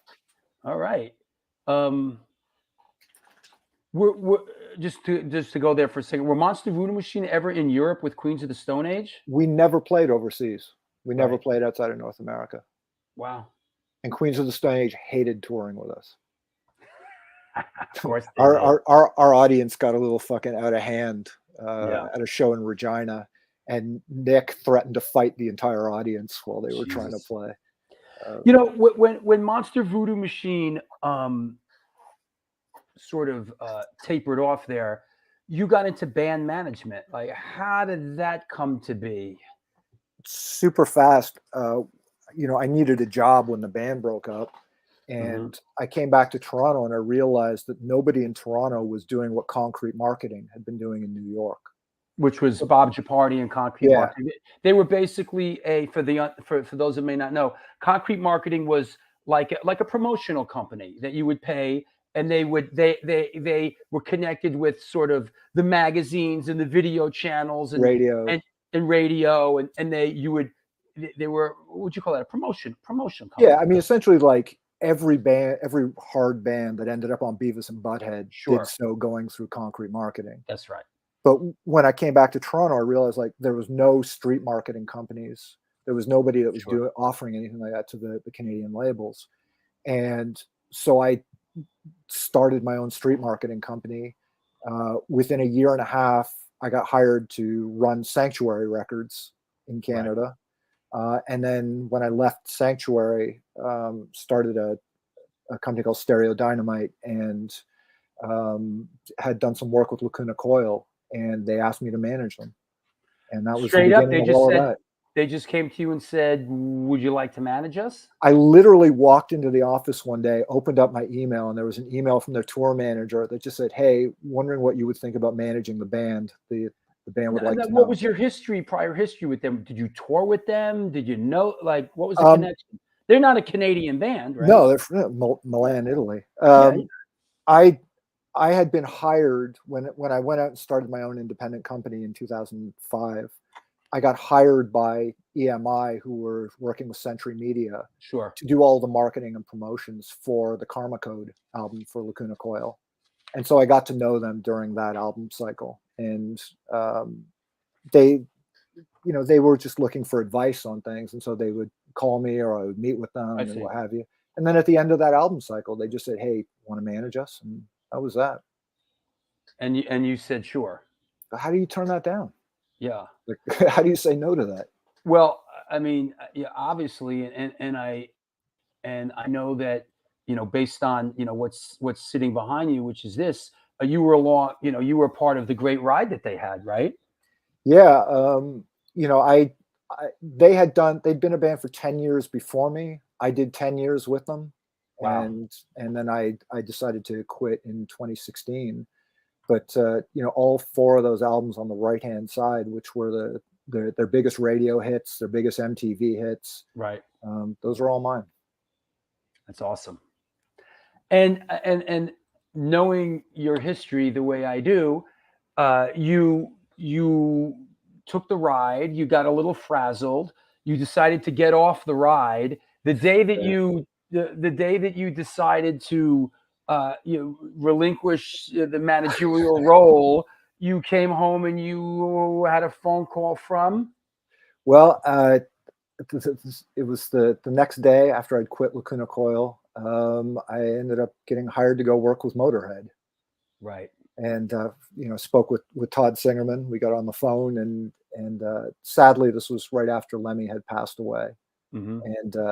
And so I just asked if I could give him a hand with anything, saying I had a bit of time on my hands. And next thing you know, I blink and 3.5 years have gone by, and we really reestablished the Motorhead brand and done a great deal with BMG and put this together. We did the 1979 box and the Motorhead or the Overkill and Bomber reissues that I got to work on from scratch. Those were killer, man. I got to show you. I brought this out to show you. Okay, I got Overkill too. Okay, yeah. This is the 1979 box, and it's in a leather jacket. Wow. There's actually a zipper and a leather jacket and metal pins and everything. How many of those got made? Can't be too many. No, I think it was only about 250 of those that got made. And this is the Overkill. Yeah. Was this stuff? Was it remastered? Not only was it remastered, what we actually did, and look, I got to say this, it was a real honor to be a part of this. We went back and dug up the original mixes for the record. That's awesome. So we went back to the very first tapes that existed, and we had them remastered and redone at half speed for vinyl cutting and everything. The coolest thing about it, though, and it's funny because it's kind of been a bit of a point of contention with some of the fans. But what became really obvious was when we pulled up the original mixes for Overkill and for Bomber, was that they're rock records. Like they are, like the rock and roll element of those records really shines through. Sure. And I think when people think of Bomber and Overkill, what they're thinking of is the No Sleep Till Hammersmith, fucking everything on 11 versions of the songs. Sure. But when you hear the actual original mixes, those are rock records. Who produced initially those records? Was it? Oh, for fuck's sakes! Blanking on it. I think the same guy produced both those records, right? Yeah. That was their guy. Yeah. Why can't I think of it? Here, hold on. Here, this is what we do on the show. Hold on. Who produced those records? All right, stand by. Yeah.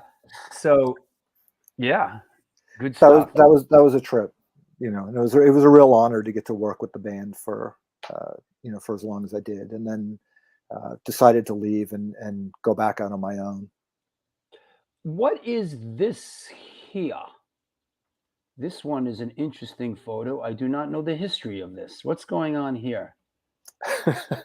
that was me ready to drop dead from exhaustion. Right. Apparently I had not been eating or seeing any sunshine for some time, and I don't know what that is on my face.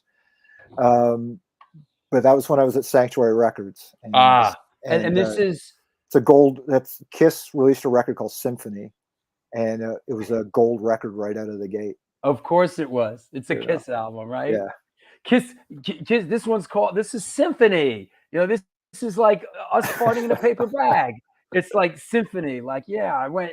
That's incredible.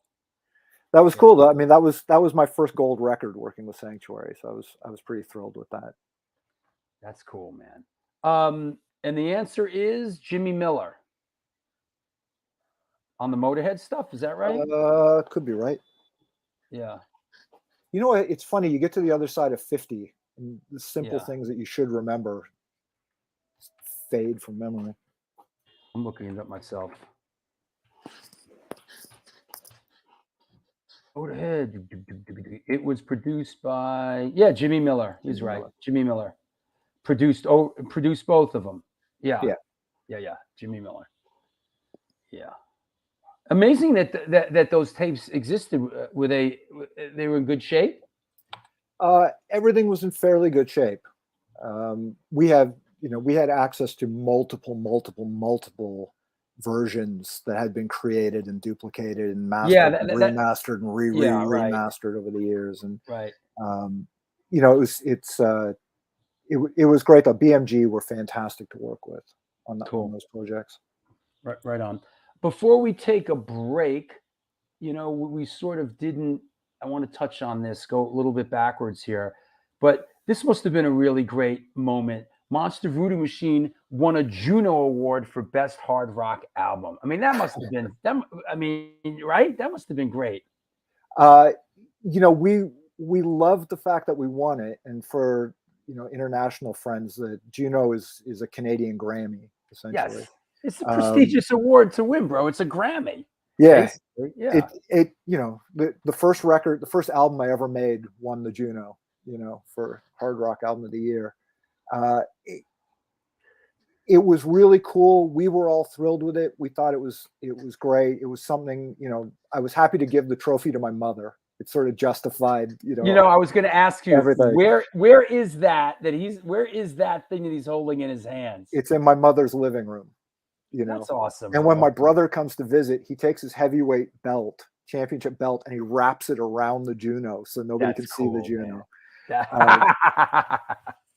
A little sibling rivalry. That's cool. How do you follow that up, bro? You don't. You honestly don't. Yeah. You just get back to work is essentially. You just have a moment, and everybody's smiles on their faces are infectious in that picture. That's the funny thing is, the inside joke that nobody knew at the time was the head of A&R at BMG Canada called RCA and said, "We already know that they're going to lose, so don't bother coming up here for the award. We know one of our other bands is going to win it, so don't bother coming." So when we went to the awards, they sat us at the back of the room at this table with some accountants and some publishing people. The rest of the bands and the presidents and the head of A&R all sat at the front table. And when our name got called out, man, you should have seen the fucking looks on people's faces. That's awesome. We never, we thought, we're just here for the experience. We'll call, we'll just go and just get the goodie bag and work the free bar, Yeah. And then we won, man. And it was, dude, I was in an old Discharge t-shirt. And this hat, I was not expecting to be standing up on the stage. Hold on, I got to dig that photo out again. Hold on, let's see. Now that we have some perspective on it, hold on. That's what we're laughing about, was the insanity. Can you believe this shit? We'd literally been told to stay home. Tell them to not even bother fucking showing up. Yeah, dude on the right's wearing some ratty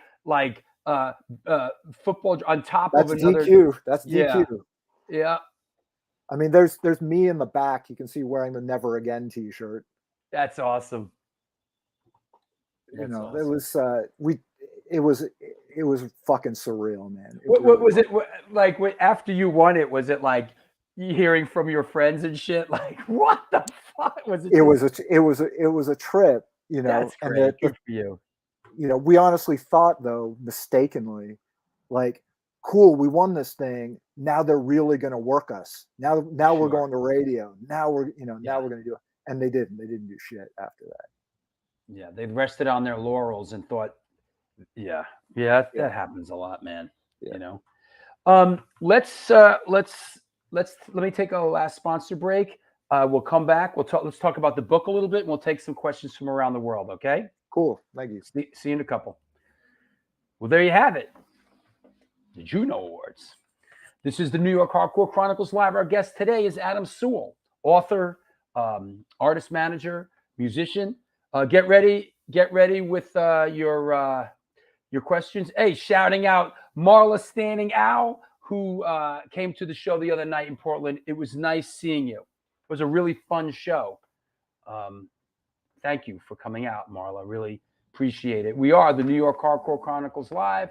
We are sponsored by blah, blah, blah, blah, blah, and to Wolf Publishing. It's a completely independent publishing house formed by authors Amy Yates Wolfing and Stephen D. Lodovico in Philadelphia in 2014. To date, they've released 5 books with widely ranging topics, including graffiti culture, American ska and reggae, punk zine culture, and the soon-to-be published memoir of Adrenaline OD. Their mission is to preserve and curate subculture and its history. Get your face out of that phone and into a book at www.dewolfpublishing.com. How about a different angle on this whole thing while we're at it? Come on now, the Texas Silver Rush. The Texas Silver Rush is a jewelry design firm and boutique store located in the birthplace of the Texas country music scene in Fredericksburg, Texas.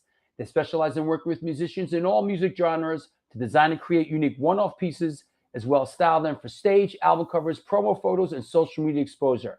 Their client list includes Rock and Roll Hall of Famers Greg Rolle, Ringo Starr, and of course, Agnostic Front. Information and online sales are being taken on their Facebook and Instagram page, and of course, www.thetexassilverrush.com. Come on now, New York Hardcore Comics. New York Hardcore Comics opened in 2013 when lifelong friends Debo DePro and Lee Fairley combined their collections and obsessions for comic books, punk rock, toys, statues, magic, gathering, and all things horror. The store is located at 117 Main Street in lovely Dobbs Ferry, New York. Open 7 days a week and shipping worldwide. Contact them via email at newyorkhardcorecomics@gmail.com or www.newyorkhardcorecomics.com. Just want to let you know, coming up this Sunday, come on now, Red Alert is the Don Foos, New York Hardcore Chronicles Live presents the Don Foos Motivate Me Organic Grill event down at Organic Grill. That's this Saturday, October 15th. He is signing copies of his new book. Come on down, support this great event. This is going to be cool. The next day is the Barry Electric Show with no redeeming social value. The Take, ID, Live Fast, Die Fast, and Slashers. Don Foos is going to come up and do a couple Minor Threat songs with us. And of course, if you didn't know, a couple of his old Spud Monsters bandmates are in the Take. They're going to do a couple Spud Monsters songs. Friday, November 4th is the aforementioned DeWolf Publishing book signing and live performance for Adrenaline OD at our beloved Barry Electric. If it's Tuesday, this must be Walla Walla, the wacky history of Adrenaline OD. Fear Gods and Incendiary Device, it's going to jump off tonight, are opening up. This is going to be a very cool show. A week later is Rampage Fest 4. Hegs proudly presents Concrete Burial, The End AD, Down Law, Neck Scars, Fire is Murder, The Last Stand, and Death Cycle. Rampage Fest 4. Here's a event we have not announced yet publicly. You hear it here first. On Saturday, December 3rd at Generation Records. Boom. Brooke Smith, author, actress, Silence of the Lambs, Ray Donovan, Grey's Anatomy, Big Sky, is doing a book signing for her new book, Sunday Matinee. This is at Generation Records. She will be signing copies of her book. And then a little bit later is the Holiday Slamboree, brought to you by Women of the Pit, GBT. What the fuck's going on out here? Bro, New York's going off. Holiday Slamboree, Faded Line, Syria Poets, Concrete Ties, Voice of Doom, Dijah, Spoiler NYC, and Sworn Enemy. That is Sunday, December 18th. Come on through. You all are welcome. That said, no, Sid is not coming on today. It is Wednesday. Sid doesn't come on Wednesdays. Rap Bones is working, and Women of the Pit took this week off. So Women of the Pit will be on next week. That said, any questions for our guest, Adam Sewell? Please feel free to ask him. We're going to talk about a couple other things, but this is it. Question time. Mr. Adam Sewell, what's up? Hey-o. Hey.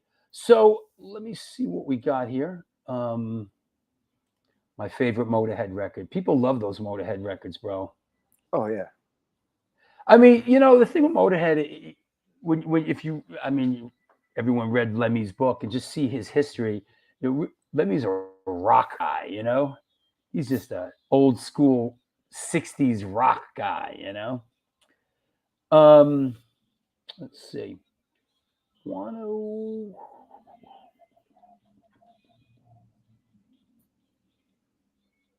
This is off topic, but yeah, Vinny Stigma, agnostic front played Scotland the other night. Yep. Yes, this is true. Yes, of course. Of course. He went. Did you ever go to hardcore shows in Canada? Of course, right? Oh yeah. Yeah. Did was there like a I'm assuming there was. It was everywhere. That sort of DIY ethic ethos up there, like VFW halls and stuff like that. That in Toronto proper. Yeah. There was kind of a cooler sense of clubs were very accommodating to punk rock very early on. You would have church basements where there was a thing called Start Dancing, which was kind of a punk rock skinhead kind of dance night that would occasionally have bands that would move around from locations. And there were art galleries and schools that would do stuff. Any of the kind of like the community rec centers and that kind of shit was out in the suburbs. And I never really, honestly, I never spent much time out there. I guess it's supply and demand, right? If you have venues that are accommodating to punk shows and young crowds, then that stuff was created. It was created basically because that outlet didn't exist. You know? Yeah, I mean, in Toronto proper, we absolutely had venues. I mean, there was never a shortage of venues ever that would hold punk rock shows. I want to talk about the book a second, but Ray Hogan asks, being Canadian, was Rush permeating through every scene? Was it like, you know, I mean, was it just Rush everywhere? It still is.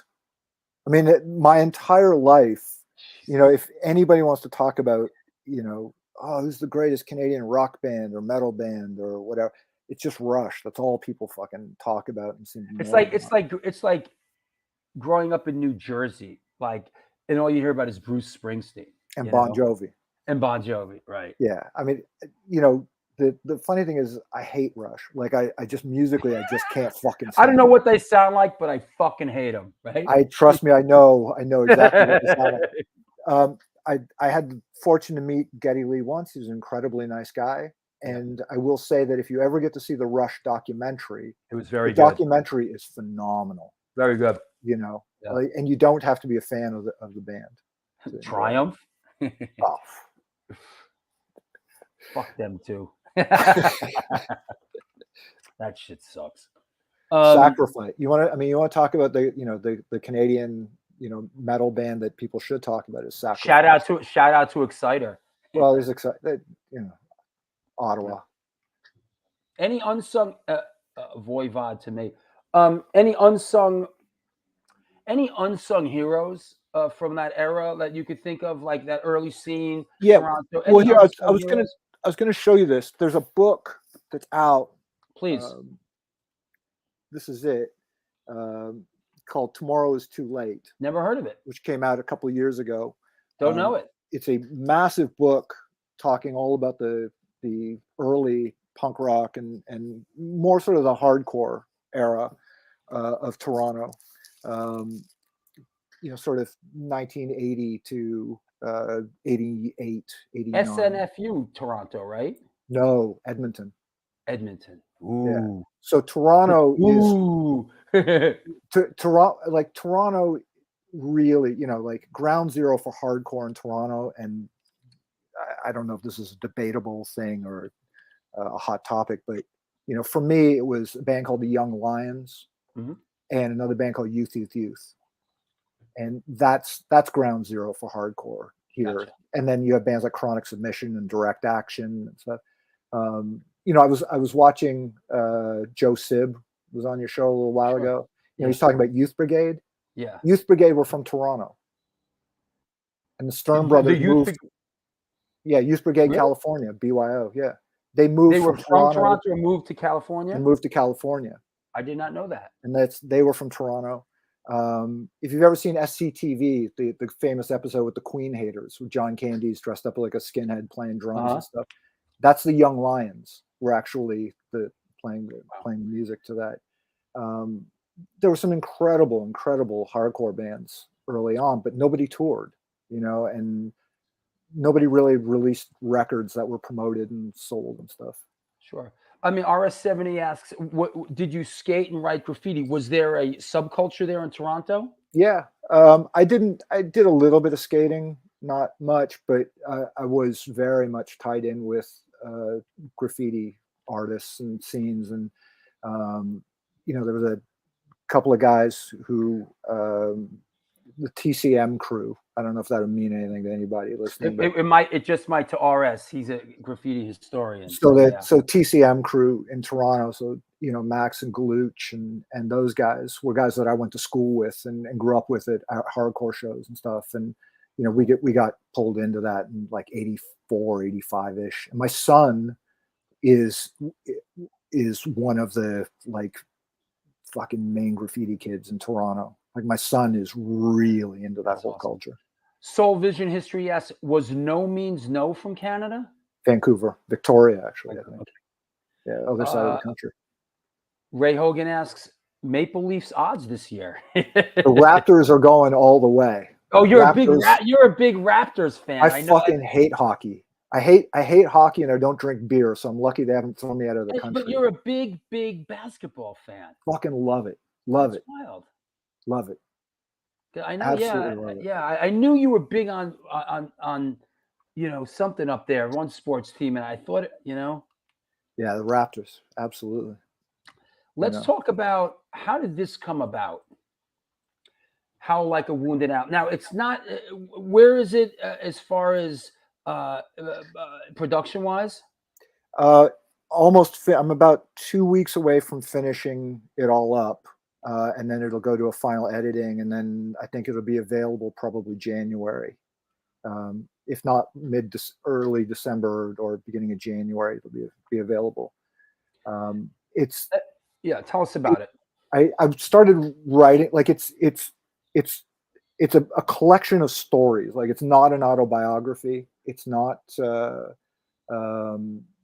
It's not my story. It's just things that I've kind of experienced throughout the years in all the different facets of being, related to music in one way or another.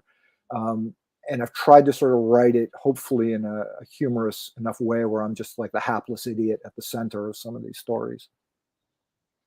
Right on. Oh, thank you. Yeah.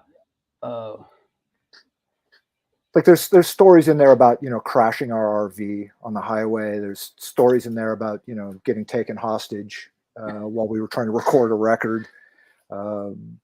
Nearly getting killed when I was at the turning point when I was 12 years old or 13 years old. It's amazing you can remember this stuff. Well, this, what's kind of cool in a funny kind of way is I'm writing what I remember. I don't know that I'm really like nailing it as far as the dates or some of the things or what it's. So I'm trying to write it in a way that's kind of like an old man trying to remember some shit he did when he was a kid. I'm sure people are going to point out, no, this was wrong. This is wrong. I don't know that I care. I just think some of this shit was really funny. And I'm hoping I don't, the hardest thing about writing this, especially when you're writing about, people within the entertainment industry or the music industry or in other bands or things, the hardest fucking part of this has been trying to find a way to write this thing without offending anybody, because I'm not trying to do that. I'm not trying to shine a negative light at anybody, pull a fucking Band-Aid off an open wound or anything. Yeah, I understand. It's tough. I'm working on a similar kind of book, and I don't really feel comfortable talking about the days of debauchery. I don't feel I don't feel like it serves any purpose to go on about who I was doing drugs with or who I was carrying on with. I just don't. I don't find it interesting. I don't find it interesting. So I don't think, I feel like, why would anyone else, you know? You know, the thing is, those books already exist. Yeah, I don't give a Like, shit. you know, like there's The Dirt, there's Al Jorgensen's book. Yeah. There's, you know, like, you know, to me, I think one of the books I was kind of looking to that I thought was really great, as an example, was Chrissie Hynde's book. I think I didn't she's read a that. really great writer. I didn't read it. But it's just like nothing's in chronological order. It jumps Right. around all over the place. You never know what I'm doing one chapter to the next, and it's a big fucking mess, you know. And I kind of like that. This is sort of plays in, I think. What's the funniest story he can remember without getting anyone in trouble or pissed off? He can tell us about them. I'm sort of playing it off the book. Right. Is there something in the book that really a story that you could a brief one or something that's so we could look out for? I can't talk about the craziest shit that I've seen. Like I just can't fucking do it. You know, look, there's a long chapter. You know, literally, there was 4 of us that were taken hostage for about an hour at gunpoint, and the guy tried to kill me while we were recording the record. That's in the book. There's a lot of funny anecdotes, you know, that are in there. Bob Ezrin called and fucking yelled at me for 10 minutes and then tried to have me fired. Here you go. Is the quote, "I know what you wore last concert" story in there? I don't know what he's referring to. Oh, okay. It's interesting. I know what you wore last concert. There's a couple of cool moments in there. Like there was a girl at one show who pulled out 2 fucking switchblades, and she just stuck her arms out and just started spinning around, just cutting everybody. And I'm watching it from the stage as this is going on. Jesus. And wow. You know, it was sort of just how surreal it was to watch this little 5-foot tall girl just fucking slicing people up. Oh my God. There's some shit like that that's in there. Yeah. Chucky Brown, one of our resident historians, asks, in 1998, he played in front of thousands of people at Ozfest, and the only time Ozfest combined with the Warped Tour. How does he feel about being the only Canadian band on that tour that year? That was without question one of the most mind-blowing experiences of my life that day. 55,000 people at that show, and we were the first band on. Where was that? That was in Wisconsin, near Oshkosh somewhere. So it happens. Ozfest and Warped Tour, like one show. Holy! I didn't know that. That is wild. We were the first band on at 11 o'clock in the morning, and it was set up like Live Aid. If you remember how they the 2 giant stages side by side. Sure. So we were the first ones on, and as I'm running out onto the stage, the guys from the Deftones and Rancid are on the side of the stage, and people are just milling about. And then my son, who was 3.5 years old at the time, kicks a soccer ball across the stage while I'm running out, and he just goes running out in front of the whole crowd. And then I ran, and the funniest thing, there's a photo, I'll send it to you one of these days, but I just ran, and from where I was standing, it looked like the stage wasn't really that high. And I ran and I jumped in the air and fell, and I didn't realize there was this giant moat in front of the stage. And dude, I fell and fell and fell and fell and landed, and my knees, my bones fucking jettisoned up into my knees. I fell forward, hit a concrete barricade, and there's a photo of me screaming at the audience, and it looks like I'm like singing and trying to get people to sing. And it was me fucking screaming in pain as my knees hit this concrete barricade. And then I had to figure out how to get back up on the stage, and I had to climb the scaffolding. Wow. It was a trip, but also like, it meant the world to us that we were the first Canadians to be doing that, and the only Canadians that year. And that's awesome. We came home and nobody in Canada believed us that we did the tour. Yeah. That was fucked right. up. Yeah. That's what happens, right? There were no Canadian shows on that tour, so it was all in the States. And I think one magazine in Canada said that we played a parking lot stage on an Ozfest show somewhere, and that was it. Oleg D says, Since Direct Reaction Now came out in '98, Monster Voodoo Machine became part of my top list. Just want to thank you, Adam, for this underrated legacy. Overseas fan. Oh, thank you, man. It's very kind of you to say. I appreciate Yeah, that. that's great. Yeah. RS says epic, great story. Yeah, we always love hearing stories of singers fucking Hurting themselves. hurting. I did it too. I've done it too many times. There's a story in the book about when we played Chicago, and we were at the Metro Theater, and I dove into the crowd, and I got up on the barricade, and the crowd parted at one point, and this girl came fucking barreling down from the back, and she ran, and she just fucking hauled off and punched me in the balls. Oh. And I fell over. And as she turned to go back, Stacy, the keyboard player, grabbed this fucking bottle of water, and he just fucking wham, beams it, smacked her in the back of the head. She went over on her face, and the place just went fucking ape shit. And I had to get a police escort off the stage and out into a taxi that was waiting to take me away from the venue. Good Lord. Yeah, that's always fun, getting hit in the balls when you're playing. Yeah, that was hilarious. As a singer, yeah, that's happened to me a bunch of times. You know, what's worse, getting hit with spit or an object? Good question. It's a good question.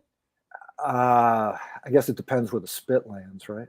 Yeah, I don't like getting spit on by any way, shape, or form, man. So for me, you know what, like you spit on me, I'm gonna fucking come after you. So that's not that. So, but an object, I don't want to get hit in the face with a bowling ball or anything. You know, there were some times, man, like we'd be playing, and look, we were one of those bands where it was like we would pull kids up on stage, like just pull them up and have them stage dive and stuff. Sure.